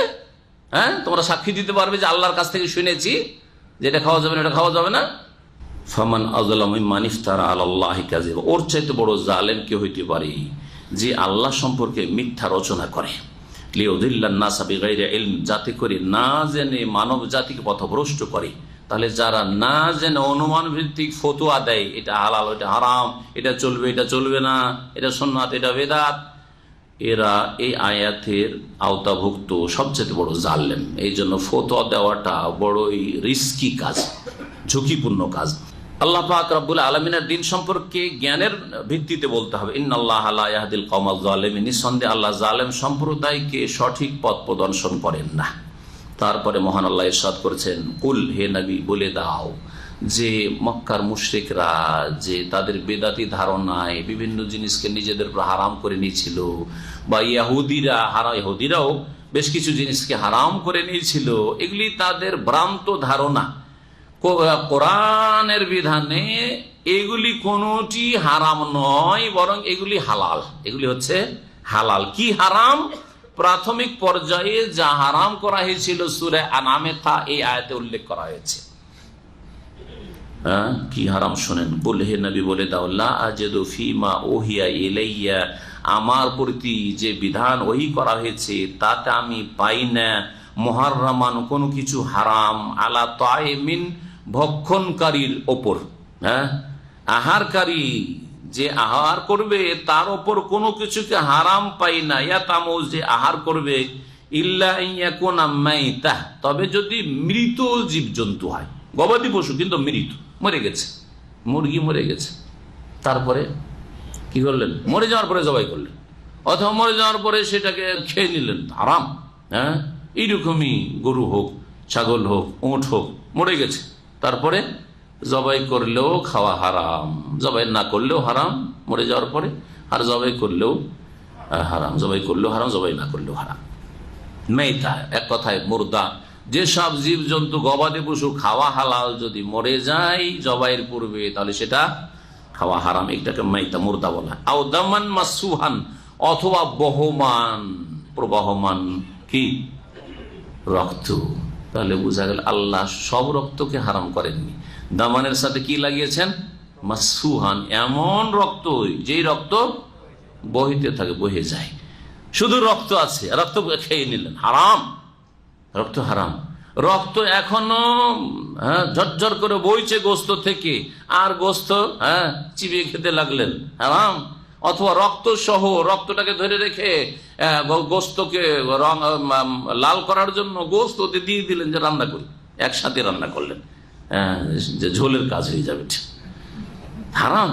কারণ আপনি হারাম মিক্স করে দিলেন হালালে, ঠিক আছে না? তো দামান মাসফুহান, বহমান রক্ত হচ্ছে হারাম। তাহলে যেটা বহমান নয়, প্রবাহিত হয় না, এমন রক্ত আছে না নেই? এমন রক্ত আছে। কি? যেমন কলিজা, তো জমাট বাঁধা, কলিজা রক্ত, ঠিক। এছাড়া গোস্তের সাথে রক্ত, এটা আপনাকে বুঝতে হবে। গোস্তের সাথে গোস্ত কিনে নিয়ে আসেন, গোস্ত কিনে নিয়ে আসেন। আমাদের দেশের লোকেরা কলা পাতাতে করে গোস্ত নিয়ে আসে, ওতে বেশি রক্ত দেখা যায়। নিয়ে আসার পরে যখন গোস্ত রেখেছে দেখে কলা পাতাতে রক্ত লেগেছে, আছে না নেই? এটা গোস্তের গায়ের রক্ত। এই রক্ত যতটা গোস্তে লেগে আছে, গোস্ত কিনে নিয়ে আসার পরে পুড়িয়ে খেয়ে নিলেন, হালাল না হারাম? হালাল না হারাম? হালাল। নাকি ধুইতে হবে? আমাদের সব মহিলার তো ধয়, কয়েকবার করে ধুইয়ে রক্ত থেকে পরিষ্কার করে তারপর রান্না করে। এটা কি জরুরি? জরুরি নয় যে ধুইতেই হবে। যদি এমনি চড়িয়ে দেয়, গোস্ত নিয়ে আসা হয়েছে আর গোস্তের গায়ে রক্ত লেগে আছে, আর যেটা বহে যাওয়ার বহে চলে গেছে, এই রক্ত সহ যদি বিনা ধোয়াতে রান্না করে দেয়, সেটা ঝোল করে হোক অথবা পুড়িয়ে খেয়ে নেয়, জায়েজ কিনা? জায়েজ। শুধু পুড়িয়ে খেলে জায়েজ হবে? নিরুপায়, যে এখানে তো ধোয়ার ব্যবস্থা নেই, পানি নেই, মরুভূমিতে আছি, না এমন কথা নয়। বাড়িতে নিয়ে আসার পরে এমনিতে রান্না করে খেয়ে নেয়, জায়েজ। কারণ আল্লাহ দামে মাসফু হারাম করেছেন। যেটা গায়ের মাসফু, বহে যায় না, সেই রক্ত হারাম নয়, সেই রক্ত হারাম নয়। আল্লাহমা খিনজিন, অথবা শুকুরের গোস্ত, শুকুরের গোস্ত হারাম, শুকুরের গোস্ত হারাম। বাকিগুলি গোস্ত বলা হয় কারণ গোস্তটাই হচ্ছে মেন, কিন্তু গোস্তের সাথে কলিজা হোক আর অন্য কিছু অংশ হোক, অথবা তার বট হোক, যাই কিছু হোক না কেন, সবকিছুই, চর্বি, সবকিছুই লাহাম। গোস্ত হারাম মানে চর্বি হারাম নয়, সবকিছুই হারাম, সবকিছু। দুধ হারাম নয়, সবকিছুই হারাম। ফাইন্নাহু রিজসুন, কেন এগুলি হারাম? মৃত হারাম, প্রবাহমান রক্ত হারাম, শুকুরের গোস্ত হারাম, শুকুর হারাম। কেন? ফাইন্নাহু রিজসুন, এগুলি হচ্ছে নাপাক, এগুলি হচ্ছে অপবিত্র। আও ফিসকান উহিল্লা লিগাইরিল্লাহি বিহি, এখানে আছে রিজসুন, তারপরে আউ হারফে আতফ দিয়ে তারপরে ফিসকানে ফাতা। রিজসুনে দম্মা আছে পেশ, আর ফিসকানে আছে জবর ফাতা। তাহলে বোঝা গেল যে রিজসুনের ওপরে ফিসকানের আতফ হয়নি। ফিসকানে যখন জবর আছে, আপনাকে খুঁজতে হবে যে ওর আগে কোথায় জবর আছে, ওর ওপর আতফ হয়েছে, ওর সাথে এর সংযোগ আছে। কি? মাইতাতান ইল্লা ইয়াকুনা মাইতাতান আও দামান মাসফুহান আও লাহমা খিনজিরিন আও ফিসকান। আও ফিসকান, যার আরবি গ্রামার বুঝেন। অথবা কি হারাম করেছেন? এমন পশু, যেই পশুতে পাপাচারে লিপ্ত হয়েছে। ফিস্ক মানে আল্লাহর নাফরমানি করা। ফিস্ক মানে, ফিস্কের শব্দ হচ্ছে খুরুজ আমতাত, আল্লাহর আনুগত্য থেকে বেরিয়ে যাওয়া, আল্লাহর নাফরমানি করা। যেই পশু জবাইয়ের ক্ষেত্রে আল্লাহর নাফরমানি করা হয়েছে। কিভাবে নাফরমানি করা হয়েছে? ওহিল্লা লিগাইরিল্লাহি বিহি, সেই পশুর ওপর আল্লাহ ছাড়া অন্যের নাম উচ্চারিত হয়েছে। আল্লাহ ওহিল্ল মানে উচ্চ স্বরে আওয়াজ করা। এই জন্য লাব্বাইক উচ্চ স্বরে পড়ার ক্ষেত্রে হাদিসে এসছে আহাল্লা রাসূলুল্লাহ সাল্লাল্লাহু আলাইহি ওয়াসাল্লাম বিতালবিয়াতে, তালবিয়ার আওয়াজ উঁচা করলেন। তা আহাল্লা মানে আওয়াজ উঁচা করা। জি, তালবিয়া পাঠ করার ক্ষেত্রে আহাল্লা বিল বাইদাই, বাইদা নামক স্থানে যুলহুলাইফার কাছে রাসূলুল্লাহ সাল্লাল্লাহু আলাইহি ওয়াসাল্লাম যখন বাহনে চাপলেন, উটনিতে, তখন তিনি তালবিয়ার আওয়াজ উঁচা করলে লব্বাইক আল্লাহুম্মা লব্বাইক পড়া শুরু করলে। এই শব্দটি ব্যবহৃত হয়েছে হাদিসে, অনেকগুলি হাদিসে। তো আল্লাহ মানে আওয়াজ উঁচা করা। তো এখানে ওহিল্লা লিগাইরিল্লাহি বিহি মানে সেই পশুটি, গবাদি পশু হালাল ছিল, কিন্তু সেটা জবাই করার সময় আল্লাহ ছাড়া অন্যের নাম উচ্চারণ করা হয়েছে। হয় আল্লাহ ছাড়া অন্যের নাম উচ্চারণ করা হয়েছে, অথবা তাতে আল্লাহর নাম ইচ্ছা করে নেওয়া হয়নি। ভালো করে শুনেন, মনে আছে তারপরেও বিসমিল্লাহ আল্লাহু আকবার বলল না, একজন মুসলিম জবাই করে দিল। এই পশু হালাল কিনা? হারাম। কালাম ওয়াহিদ, কালাম ওয়াহিদ বুঝেন কিনা? মানে এক বাক্যে হ্যাঁ, দ্বিমত আছে। একদল ফুকাহারা বলছেন যে প্রত্যেক মুসলিমের অন্তরে আল্লাহর নাম আছে এবং বিশ্বাসও আছে, সুতরাং যদি কোনো মুসলিম ভুলেও যায় অথবা ইচ্ছা করেও ছেড়ে দেয়, তবুও সেই পশু খাওয়ার সময় বিসমিল্লাহ বলে নিয়ে ভালো হয়ে যাবে। এটা একটা দল ফুকাহারা বলছে, কিন্তু এই মতটি শক্তিশালী নয়। সঠিক মত হচ্ছে যদি মনে থাকে আর বিসমিল্লাহ আল্লাহু আকবার, হ্যাঁ বিসমিল্লাহ কমপক্ষে আল্লাহর নাম উচ্চারণ না করে, তাহলে সেই পশু হালাল নয়। জি, যদি ভুলে যায়, একদল বলছে ভুললেও চলবে না। একটা মুরগি জবাই করার সময় বিসমিল্লাহ আল্লাহু আকবার মনে নেই, জবাই করে দিয়েছে, ধরেন আপনার ভাই বিসমিল্লাহ বললি, ভুলে গেছি, আমাদের সে লোকেরা ফেলে দিন। হ্যাঁ, ভুলে গেছে। ও যদি মনে থাকতো তাহলে অবশ্যই পড়তো। সে নাস্তিক না, সে বেদিন না, হ্যাঁ সে মুশরিক নয় যে আমি দেবদেবীর নামে জবাই করবো, আল্লাহ নামে জবাই করবো, সে না, মুসলিম, কিন্তু ভুলে গেছে। এই ক্ষেত্রে সঠিক মত হচ্ছে যে মাফ রয়েছে। জি, এই ক্ষেত্রে রব্বানা লা তুআখিযনা ইন নাসিনা আও আখতানা, হে আল্লাহ আমাদেরকে ধরিও না, পকড়াও করিও না, ইন নাসিনা যদি আমরা ভুলে যাই, আও আখতানা অথবা ভুল করে দিই। আল্লাহ এই দোয়া শিখিয়েছেন। তো বলছিলাম যে ফিস্ক এমন জীবজন্তু, যে জীবজন্তু কয়েকটি জিনিস সামিল এতে। প্রথম হচ্ছে মালাম ইউজকার ইসমুল্লাহ আলাইহি ইনদা যাবহি, জবাই করার সময় আল্লাহর নাম নেওয়া হয়নি, এমনিতে জবাই করে দিয়েছে জানিস। জি, এক। 2 নম্বর আউজুকেরা ইসমুল আসনাম, অথবা দেবদেবীর নামে জবাই করা হয়েছে, বড় পীরের নাম নিয়ে, বড় পীরের নামে জবাই, খাজা বাবার নামে জবাই, হ্যাঁ বুঝলেন না? জি হ্যাঁ, আটরশি বাবার নামে জবাই, হালাল না হারাম? হারাম, পশু হারাম। 2টা হইল। 3 নম্বর বিসমিল্লাহ আল্লাহ আকবার বলেই জবাই করলো, কিন্তু অন্তরের নিয়ত আছে যে এই জবাই দিয়ে আমি আমার আটরশি বাবাকে সন্তুষ্ট করব, এই জবাই দিয়ে আমি খাজা বাবাকে সন্তুষ্ট করব। ওই পশুটি নিয়ে গিয়ে আস্তানাতে জবাই করা হচ্ছে, বিসমিল্লাহ আল্লাহ আকবার বলেই জবাই করা হচ্ছে, কিন্তু আজমিরে গিয়ে জবাই করা হচ্ছে। জি হ্যাঁ, শাহজালালে গিয়ে জবাই করা হচ্ছে, আটরশিতে গিয়ে জবাই করা হচ্ছে, যদিও 1000 বার বিসমিল্লাহ আল্লাহু আকবার পড়া হোক না কেন, সেই পশু হারাম, কারণ আল্লাহ ছাড়া অন্যের নামে উৎসর্গিত হয়েছে, আল্লাহর নামে সেটা জবাই করা হয়নি, বা আল্লাহর নৈকট্য কুরবান, আল্লাহর নৈকট্য সান্নিধ্য উদ্দেশ্য ছিল না, অন্যের সান্নিধ্য উদ্দেশ্য ছিল, শিরকি জবাই হয়েছে।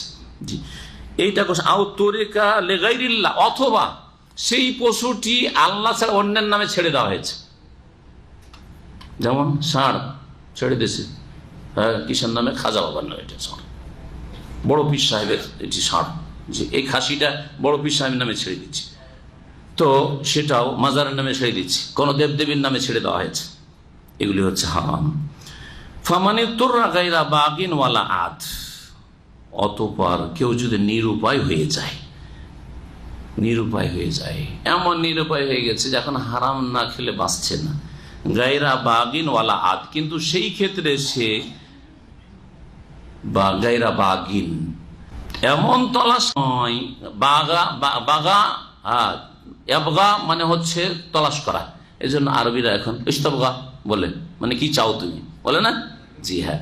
তো গায়রা বাগিনের যদিও একাধিক তাফসীর করা হয়েছে, কিন্তু সবচাইতে সুন্দর তাফসীর আল্লামা সাদি যেটা করেছেন সেটা বলি, সেটা হচ্ছে গায়রা বাগিন মানে এমন সে তলাশ করে না যে খুঁজে খুঁজে দরকার নেই তারপরে হারাম খাবে, এমন নয় যে সে নিরুপায়, কিন্তু খিদা লাগেনি, এত খিদা নয় যে এখন হারাম খেতেই হবে তাকে, এত খিদা লাগেনি যে এখন এই হারাম কুকুরের গোস্ত, শুকুরের গোস্ত বা বিড়াল গোস্ত না খেলেও বাঁচবে না, এরকম হয়নি, তারপরে আগে খেয়ে ফেললাম, আগেই খেয়ে নিরুপায় হওয়ার আগেই খেয়ে ফেললো, তাহলে তার জন্য হারাম। নিরুপায় হলে জায়েজ, কিন্তু যেন গায়রা বাগিন হয়, হ্যাঁ প্রয়োজন একেবারে এমন হয়েছে যে এই সময় না খেলে আর বাঁচা যাবে না, তখন খেতে পারবে। ওয়ালা আদিন, এবং সে সীমা লঙ্ঘনকারী না হয়। কেমন? একজন লোক খিদার তাড়নায় মরে যাচ্ছে, তাকে এবারে পেট ভর্তি করে খেতে হবে যান বাঁচানোর জন্য, না এতটা খেলেও চলবে? খেলেও চলবে।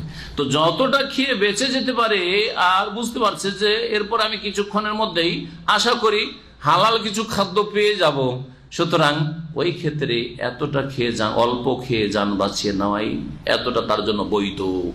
পেয়েছি সুযোগ যখন, জীবনে তো শুয়োরের গোস্ত খেতে পাবো না, মুসলিম হারাম, কিন্তু একবার নিরুপায়, আর তো বাঁচবো না, কুকুরের গোস্ত কোরিয়ানরা খায়, অন্যরা খায়, কাফেররা খায়, আমরা তো জীবনে খেতে পাবো না, কিন্তু আজকে নিরুপায় হয়েছি, পেট ভরে খেয়েই। হ্যাঁ, চলবে না? চলবে না। ওয়ালা আদে সীমা লঙ্ঘনকারী যেন হয়, যতটা হয়ে যাচ্ছে অতটাই ওর বেশি সীমা লঙ্ঘন করবে।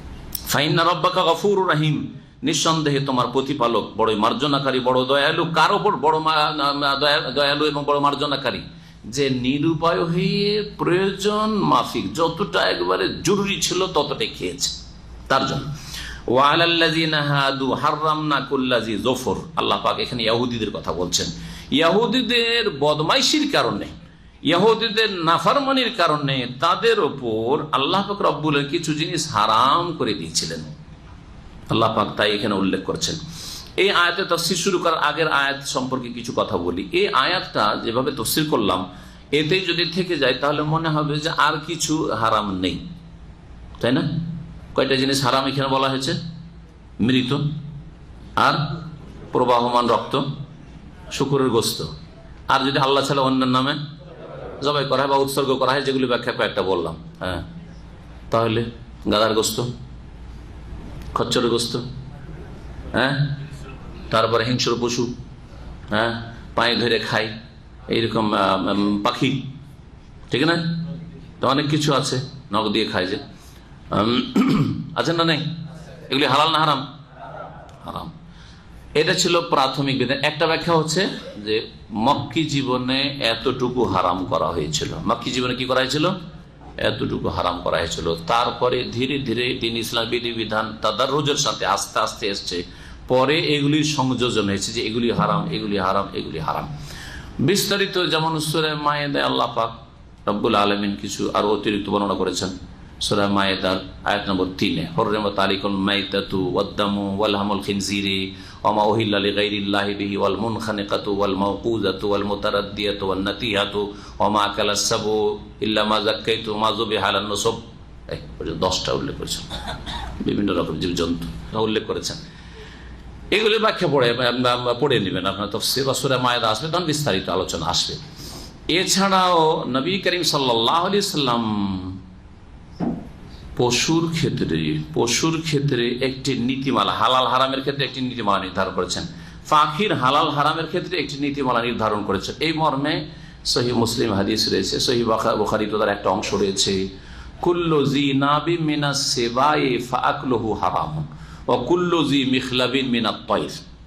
কুল্লু জি নাবিন মিনাস সিবাই, হিংস্র পশু থেকে সেবা, সেগুলি পশু হিংস্র পশু, পোষ মানে না এক কথায়, যে মানুষকে ফেড়ে খেয়ে নিচ্ছে, যেগুলি পোষ মানে না, এই ধরনের পশু যেগুলি গৃহপালিত গবাদি পশু নয়, গবাদি পশু ছাড়া যে পশুগুলি রয়েছে সেবা, এগুলি থেকে ওইসব জন্তু পশুগুলিকে হারাম করা হয়েছে যেগুলির শিকারী দাঁত রয়েছে।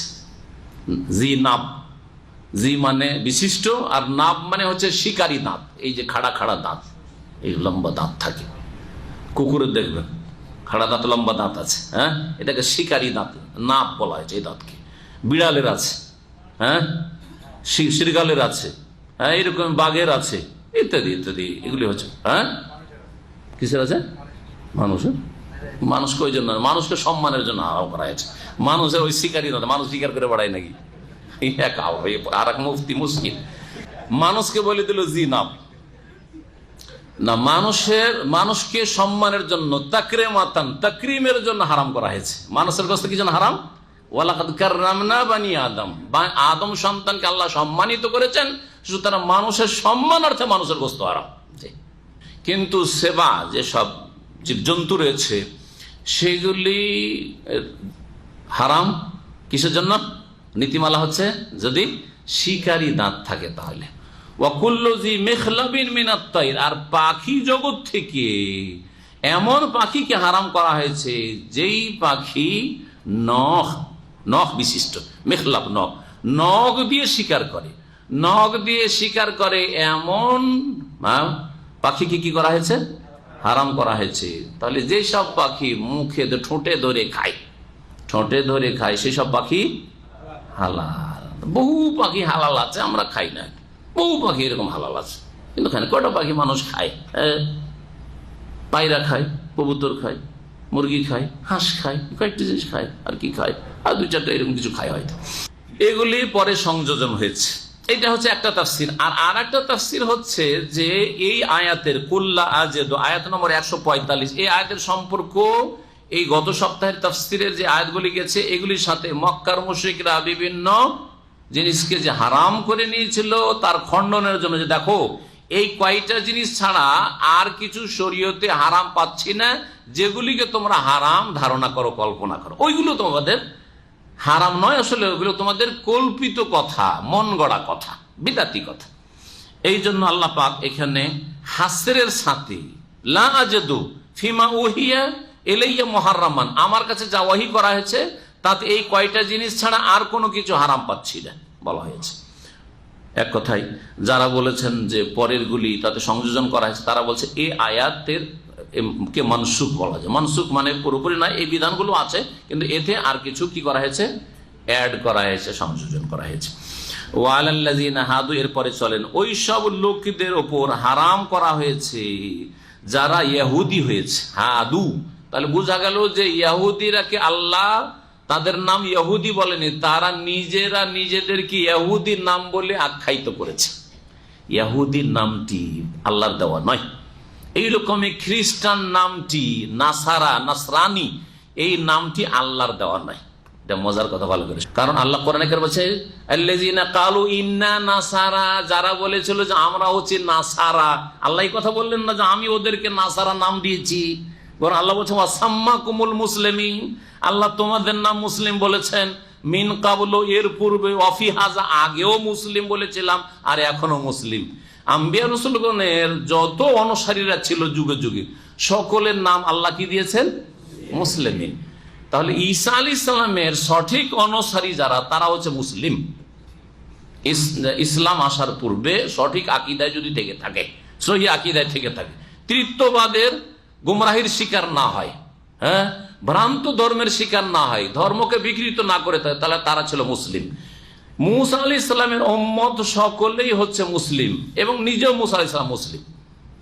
আমি একটা বক্তব্য আমার কাছে রেডি আছে, করা হয়নি, আয়াতগুলি জমা করেছি যে আম্বিয়া রসুলগণকে এবং তার উম্মতগুলিকে আল্লাহ যে মুসলিম বলেছেন কোরআনে কারিমে, মুসলিম মুসলিম অমুক মুসলিম ছিলেন, ওয়ালাকিন কানা হানিফা মুসলিম, যেমন ইব্রাহিম আলাইহিস সালাম মুসলিম ছিলেন, যে এইরকমই বিভিন্ন নবীর কথা।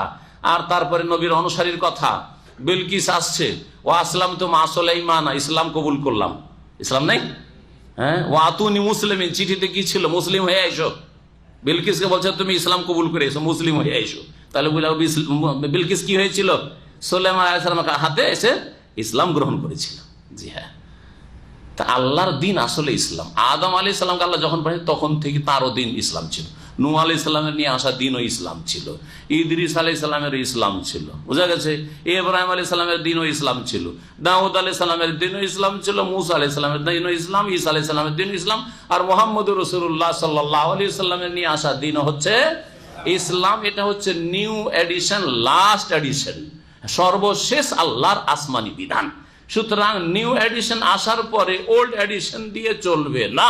জি, যেমন দেশের নতুন সংবিধান তৈরি হওয়ার পরে পুরাতন সংবিধান দিয়ে দেশ পরিচালনা করা চলবে না। না চলবে? কেউ বলতে পারবেন? কোন দেশের নাগরিক বলতে পারবেন যে বাংলাদেশ এখন পাকিস্তানি আইন দিয়ে চলবে, ইংরেজদের আইন দিয়ে চলবে, বা মুঘলদের আইন দিয়ে চলবে? বলতে পারবেন কি? আপনি দেশের শত্রু, তাই না? দেশের দুশ্মন, ঠিক কিনা? চলবে? চলবে না। সৌদি আরব তুর্কিদের আইন দিয়ে চলবে? ইসলামের আইন দিয়ে ঠিক আছে, ইসলামের আইন হলে ঠিক আছে, তুর্কিতে যদি ইসলামের আইন থেকে থাকে আর এখন ইসলামে, তাহলে চলবে। যদি বলেন পাকিস্তানি এটাকে যে পাকিস্তান যখন, তো পাকিস্তানে এখন মোগলদের আইন দিয়ে চালাবে, আপনাকে দেশদ্রোহী বলে জেলে ঢুকাই দিল, ঠিক কিনা? হ্যাঁ, তো মানুষ জেলে ঢুকিয়ে দিলে অপরাধী হয় না, আর আল্লাহ জাহান্নামে ঢুকিয়ে দিলে অপরাধ হবে নাকি? তো আল্লাহ তো নিউ এডিশন পাঠিয়েছেন, আল্লাহ তো নতুন আসমানি বিধান পাঠিয়েছেন শেষ রাসূল মুহাম্মদ রাসূলুল্লাহ সাল্লাল্লাহু আলাইহি ওয়াসাল্লামের মাধ্যমে। সুতরাং আল্লাহ পাকের এই নতুন দিন, যেটা সর্বস্তরের জন্য, সর্বস্থানের জন্য আর সর্বযুগের জন্য প্রযোজ্য আর সমস্ত সমস্যার সমাধান দিতে সক্ষম, সেটা হচ্ছে কোরআনে কারীমের বিধান, ওহীর বিধান। তার বাস্তবায়ন সারা বিশ্বের সমস্ত মানুষের উপর ফরজ, শুধু মুসলিমের ফরজ না, সমস্ত মানুষের উপর ফরজ। ও আলাল্লাযিনা হাদু, আল্লাহ বলছেন ইহুদি যারা হয়ে গিয়েছিল, মানে নিজেদেরকে ইহুদি বলে আখ্যায়িত করেছিল ইহুদিরা, তাদের উপর হারাম না, আমি হারাম করেছি কুল্লাজি জোফর, প্রত্যেক নখ বিশিষ্ট জন্তু, জি, প্রত্যেক নখ বিশিষ্ট পশু পাখি, এগুলিকে হারাম করেছি। নখ বিশিষ্ট মানে কি, এটা বুঝতে হবে। নখ বিশিষ্ট মানে খুর বিশিষ্ট নয়। একটা হচ্ছে কিছু পশু আছে খুর বিশিষ্ট, আর নখ বিশিষ্ট কোনটাকে বলা হচ্ছে, যেই পশুর বা যেই পাখির কি নেই, খুর নেই, যেই পশুর খুর নেই, অথবা যেই পাখির যে নখগুলি আছে, বা আঙ্গুলগুলি আছে, সেগুলির মাঝখানে ফাঁকা নেই, ফাঁকা নেই। এই যে আমাদের ফাঁকা আছে না, মুরগির ফাঁকা আছে, কিন্তু হাঁসের, তো হাঁস হারাম করা হয়েছিল কার উপর, ইহুদিদের উপর।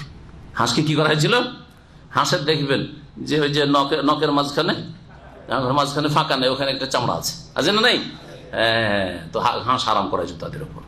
তারপরে উটের খুর আছে, উটের খুর নেই, উট খুর বিশেষ, খুর মানে কি দেখেন, গরুর খুর দুটা ভাগ আছে, দুই ভাগ আছে, আছে না নাই, আচ্ছা মহিষের খুর আছে, এটাকে খুর আলা বলা, কিন্তু উটের খুর নেই। তো উটকে ইহুদিদের বিরুদ্ধাচরণের কারণে পানিশমেন্ট, শাস্তিমূলক হারাম করা হয়েছিল তাদের উপর, আল্লাহ হারাম করেছিল। জি হ্যাঁ, বুঝতে পারছেন না? এইরকমই জি উট পাখিও উটের মতোই তাদের উপর হারাম করা হয়েছিল। তো আল্লাহ রাব্বুল আলামিন বলছেন যে ইহুদিদের উপর আমি হারাম করেছিলাম কুল্লাযি জফরিন, প্রত্যেক নখ বিশিষ্ট পশু পাখি, ওয়ামিনাল বাকারি ওয়াল গানামি হারামনা আলাইহিম শুহুমাহুম, আরো শাস্তি স্বরূপ গরু এবং ছাগলের মধ্য থেকে তাদের উপর হারাম আমি করেছিলাম এগুলির চর্বি, অর্থাৎ গরুর চর্বি আর ছাগলের চর্বি ইহুদিদের উপর কি করেছেন আল্লাহ, হারাম করে দিয়েছে। এক শাস্তি, চর্বি খেতে পারবে না, গোশত খাও, চর্বি খেতে পারবে না। ইল্লা মাহামালা জহুরুহুমা, তবে একটু ছাড় দেওয়া হয়েছিল, হ্যাঁ, যেই চর্বিগুলি গরুর অথবা ছাগলের পেটে যে ভুঁড়ি, নাড়ি ভুঁড়ি আছে, ভুঁড়িতে লেগে থাকে, ওটা হালাল ছিল তাদের জন্য। আউইল হাওয়ায়া, মানে ইল্লা মাহামালা জহুর, জাহরুন মানে পিঠ, হাওয়ায়ার তাফসীর করে দিচ্ছি। ইল্লা মাহামালা জহুরুহুমা, তবে যেই চর্বিগুলি এগুলি এই দুটি পশুর পিঠে লেগে থাকে, পিঠের সাথে, কি বলবেন এটাকে, কি বলে, সিনা বলে না কি বলে এটাকে, সিনার গোস্ত বলে আমাদের দেশের লোকেরা, সিনার গোস্তের সাথে, এটা হচ্ছে যার ওপর অংশটা, এই ওপর অংশের যে গোস্ত আছে বা যে মেরুদণ্ডটা আছে, এর সাথে যে চর্বিগুলি লেগে আছে, এগুলিকে ইহুদিদের জন্য হালাল করা হয়েছিল। আউইল হাওয়ায়া, হাওয়াইয়াতুনের বহুবচন, আউইল হাওয়ায়া মানে যেগুলি ভুঁড়িতে লেগে থাকা চর্বি, সেগুলিকে। আও মাখতালাতা বিআজবিন, অথবা সেই চর্বিগুলিকে হালাল করা হয়েছিল যেই চর্বিগুলি হাড্ডির সাথে মিশে আছে, হাড্ডির সাথে চর্বি লেগে আছে, ওগুলোকে হালাল করা হয়েছিল। কষ্ট না? হ্যাঁ, ইহুদিদের ধর্মে অতিরিক্ত কষ্ট চাপিয়ে দেওয়া হয়েছিল তাদের নাফরমানি বাড়াবাড়ির কারণে। যালিকা, আল্লাহ নিজেই বলছেন কেন এটা করেছিলাম, যালিকা জাযাইনাহুম বিবাগইহিম, এই প্রতিদান দিয়েছিলাম, শাস্তি দিয়েছিলাম তাদের সীমালঙ্ঘনের কারণে। ওয়া ইন্না লাসাদিকুন, আর আমি নিঃসন্দেহে সত্যবাদী, আমি সত্য কথা বলছি। যে হ্যাঁ, কেন এই কথা বললেন, আর একটা রহস্য আছে এখানে। ইহুদিরাকে যখন জিজ্ঞাসা করা হইতো, ইহুদিদের কিতাবে আছে, আর এটা আমাদের দুঃখের বিষয় যে মুসলিমদের তাফসিরে ইসরাইলি বর্ণনার মাধ্যমে চলে আসছে, আমরা ছোটকালে তাফসীর জালালাইনে পড়েছি এই কথাটি, যে ইহুদিদের ওপর উট হারাম করা হয়েছিল। ইহুদিরা উটের গোস্ত খায় না, ইহুদিরা উটের গোস্ত খায় না, ওরা বলে হারাম। কেন? তো ইহুদিরা নিজের দোষ না লাগিয়ে যে আমাদের বদমাইশির কারণে আল্লাহ হারাম করেছে এই কথা বলে না, তারা বলছে যে ইয়াকুব আলাইহিস সালাম যে আমাদের পিতা ছিলেন, আমাদের নবী ছিলেন। ইয়াকুব আলাইহিস সালামের দ্বিতীয় নাম কি? ইসরাইল। হ্যাঁ, তো ইসরাইল আলাইহিস সালাম মানে ইয়াকুব আলাইহিস সালাম, তার একটা রোগ হয়েছিল ইরকুন্নেসা রোগ, মানে হাড়ের ব্যথা অথবা শিরায় উপশিরায় কোনো ব্যথা, এই ধরনের একটা মারাত্মক রোগ। যাই হোক, ওই রোগের কারণে তিনি নিজের ওপর উটের গোস্ত হারাম করে নিয়েছিলেন যে আমি উটের গোস্ত খাবো না। আমাদের নবী যেহেতু খাননি ইয়াকুব আলাইহিস সালাম, সেজন্য আমরাও উটের গোস্ত খাই না। দোষ কার উপর চাপিয়ে দিল? যে আমরা কেন গোস্ত খাই না উটের? আমাদের নবী খাইনি, সেজন্য আমরা খাই না। অথচ আল্লাহ কোরআনে কারিমে বলছেন যে এইরকম ব্যাপার নয়। ব্যাপারটা হচ্ছে যে ওরা যখন বাড়াবাড়ি করেছিল, নিজের খেয়াল খুশি ধর্মকে বিকৃত করত আর পাপাচারে লিপ্ত হইতো, তখন আমি তাদের উপর কি করেছিলাম? শাস্তি স্বরূপ আমি এগুলিকে হারাম করে দিয়েছিলাম। হারাম না কুল্লা জি জফর, তার মধ্যে উট হারাম হয়ে গেল, তারপরে হাঁস হারাম হয়ে গেল, জি, তারপরে উষ্ট পাখি হারাম হয়ে গেল, আর গরু আর ছাগল থেকে এই চর্বিগুলি হারাম করা হলো একমাত্র এই চর্বিগুলি ছাড়া। এটা তাদের সীমা লঙ্ঘনের কারণে আমি তাদের শাস্তি দিয়েছিলাম।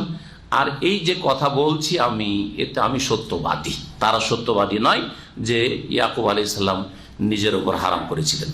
ফাইন কাযাবুকা, আল্লাহ পাক রব্বুল বলছেন যে হে নবী, তোমাকে যদি তারা মিথ্যা প্রতিপন্ন করে, আরব মুশরিকরা, মক্কার মুশরিকরা তোমাকে যদি মিথ্যা মনে করে, ফাকুল, বলে দাও, রব্বুকুম যু রাহমাতিন ওয়াসিয়া, তোমাদের প্রতিপালক বড়ই প্রশস্ত রহমতের অধিকারী। আল্লাহর রহমত সবকিছুকে পরিব্যাপ্ত শামিল। আল্লাহর অশেষ রহমত এখনো রয়েছে। বড় বড় জালেমকে আল্লাহ ক্ষমা করেছেন। আপনি আশ্চর্য হয়ে যাবেন যে এত বড় বড় জুলুম অত্যাচার করার পরেও আল্লাহ ক্ষমা করেছেন যখন ক্ষমা চেয়েছে। হ্যাঁ, কিন্তু মওতের আগে আগে তারা ক্ষমা চেয়েছে। ফেরাউনের রাস্তা ধরলে হবে না, ফেরাউনের রাস্তা ধরলে হবে না, ইবলিসের রাস্তা ধরলে হবে না। কোন রাস্তা ধরতে হবে? যদি অন্যায় হয়ে গিয়ে থাকে, ইচ্ছা করে আবার ধরি না খারাপ লোকের রাস্তা, যে কিছুদিন খারাপ কাজ করি আর তারপরে তওবা করব। জি, কিছুদিন আমি ওই খালিদ বিন ওয়ালিদের মতো থাকি, কিছুদিন আমি আবু সুফিয়ানের মতো থাকি, কিছুদিন আমি ও হিন্দার মতো থাকি, আর তারপরে তওবা করব। বলবেন নাকি? হ্যাঁ, আরে হিন্দ ওহদের যুদ্ধে নবী করিম সাল্লাল্লাহু আলাইহি ওয়াসাল্লামের চাচার বক্ষ বিদীর্ণ করেছে, বুক চিরেছে, কলিজা বের করেছে, কলিজার মালা তৈরি করেছে। হ্যাঁ, আবু সুফিয়ান, খালিদ বিন ওয়ালিদ, এরা ছিল এই কাফেরদের প্রধান ছিল এই ওহদের যুদ্ধে, এবং এদের দ্বারা ক্ষতিগ্রস্ত হয়েছে রাসূলুল্লাহ সাল্লাল্লাহু আলাইহি ওয়াসাল্লাম, তার সাহাবায়ে কেরাম। আল্লাহ তাদেরকে ক্ষমা করেছেন না করেননি? আবু সুফিয়ান ইসলাম গ্রহণ করেছেন রাদিয়াল্লাহু আনহু, তারপরে খালিদ বিন ওয়ালিদ ইসলাম গ্রহণ করেছেন, হ্যাঁ, রাদিয়াল্লাহু আনহু। হিন্দা ইসলাম গ্রহণ করেছে রাদিয়াল্লাহু আনহা। যদি ইসলাম গ্রহণ না করতো তাহলে আবু লাহাব হয়ে থাকতো, আবু জাহাল হয়ে থাকতো, জি, ফেরাউনি হয়ে থাকতো। তো যার ভুল হয়ে গেছে তাদের সামনে, হ্যাঁ, তাদের সামনে এই কথা রাখা যেতে পারে যে অলরেডি ভুল যখন হয়ে গেছে, এখন যেমন খালিদ বিন ওয়ালিদ সংশোধন করে ফিরে আসছেন, আবু সুফিয়ান সংশোধন করে ফিরে আসছেন, হিন্দা সংশোধন করে ফিরে আসছে, যতই চরম অন্যায় হয়ে যাক না কেন ফিরে আসুন। আল্লাহর রহমত এখন আপনাকে শামিল রয়েছে, আল্লাহর মাগফিরাত আপনাকেও শামিল রয়েছে, আল্লাহ ক্ষমা করবেন। জি, কিন্তু এখন আপনি ভালো অবস্থায় আছেন, যুবক, বলছেন এই যৌবনে আছি, কিছু পাপ টাপ করে নি, অন্যায় করে নি, নামাজ ধরবো, যখন হজটা করব নামাজ ধরবো, হ্যাঁ, রোজা পুরাপুরি রাখবো, হ্যাঁ, দাড়িও রাখবো, আর বিয়ে শাদীটা আগে করি তারপরে দাড়ি রাখবো। হতে পারে বিয়েও নসিব নেই, দাড়িও নসিব নেই আপনার, হতে পারে কিনা, যে বিয়েও নসিব হইলো না, দাড়িও নসিব হইলো না, চলে গেলেন এই অবস্থায়, চলে হতে পারে না, পারেন না। নামাজও নসিব হইলো না, নামাজ ধরবো, ধরছি, আচ্ছা সামনে রমজানে ধরবো, রমজান গেল, আচ্ছা হজ করি তখন ধরবো। হ্যাঁ, আজকাল আমার দেশের লোকেরা বুড়ো বুড়ো সব হাজি আসে, কেন? ওরা এইরকম চরিত্রের। আচ্ছা চাকরিটা শেষ হোক, রিটায়ার হই, তখন হজ করবো। রিটায়ার হইল, বলছে একটা মেয়ে বিবাহ দিতে আছে, ওইটা সারি, তখন হজে যাবো। মেয়েরও বিবাহ হয়ে গেল, বলছে একটা ছেলের বিয়ে বাকি আছে, ওইটা সারি, তারপরে হজে যাব। এই করতে করতে 70-80 বছর বয়স হয়েছে, করছে, চলতেও পারে না, আর চলে আসছে হজে, কিছুই করতে পারে না বেচারা। এসে ভুল আর ভুল আছে। যার ভুল হয়ে গেছে তার ক্ষেত্রে বলবো যে রব্বুকুম যু রাহমাতিন ওয়াসিয়া, আল্লাহর রহমত তোমাকে শামিল আছে, এখনো ফিরে আসো। কিন্তু যার ভুল হয়নি, আল্লাহর রহমত সবকিছুকে শামিল, সুতরাং পাপ করি কিছুদিন, কখনো না।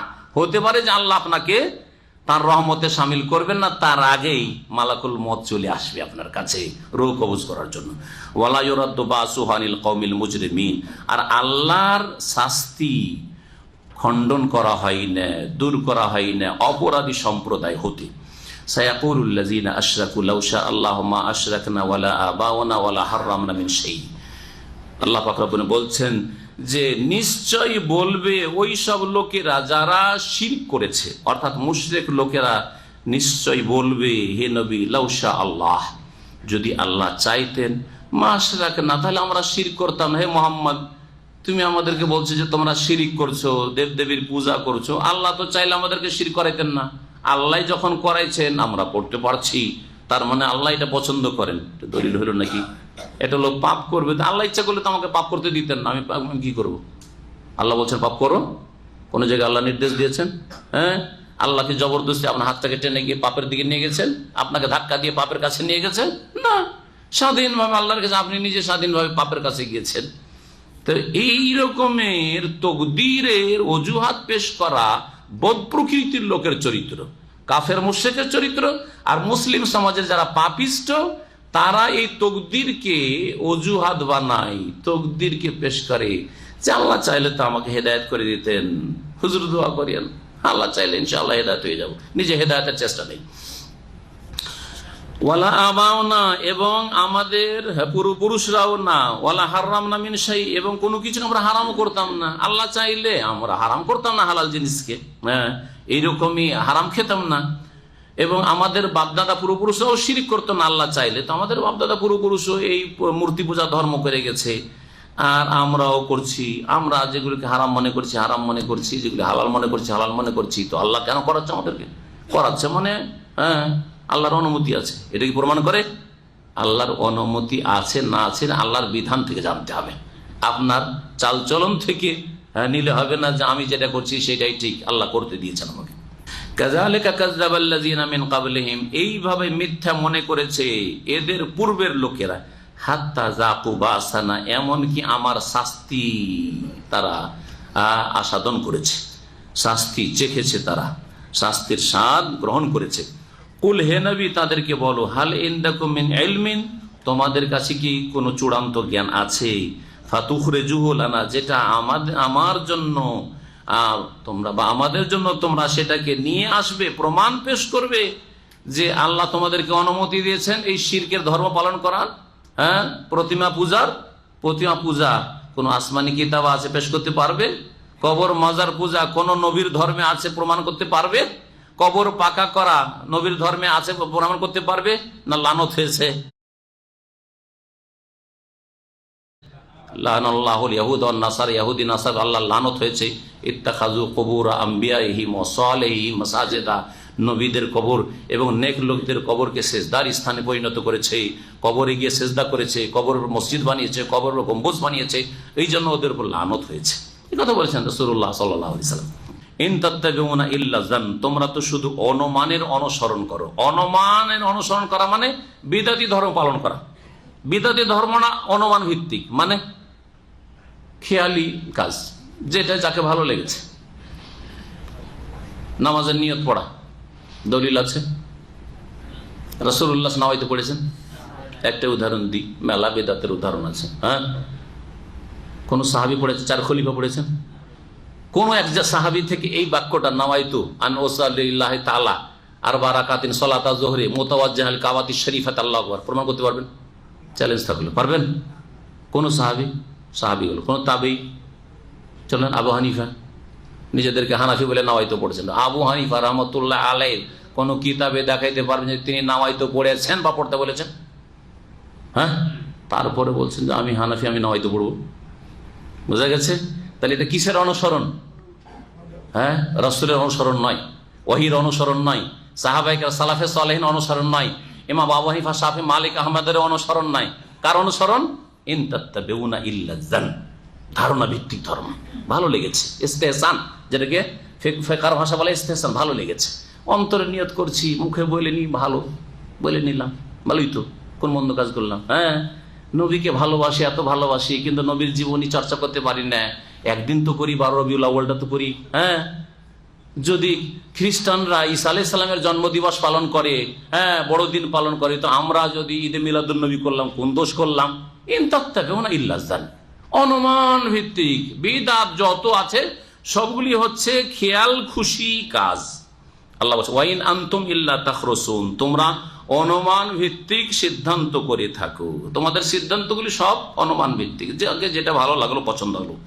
কুল হে নবী বলে দাও ফালিল্লাহিল হুজ্জাতুল বালিগা, আল্লাহ পাক রব্বুল আলামিনের প্রত্যেকটি কাজে এবং বিধানে পূর্ণ হুজ্জত রয়েছে। আল হুজ্জাতুল বালিগা, জি, হুজ্জাতুল মানে অকাট্য দলিল, আর আল বালিগা মানে সম্পূর্ণ যেটা।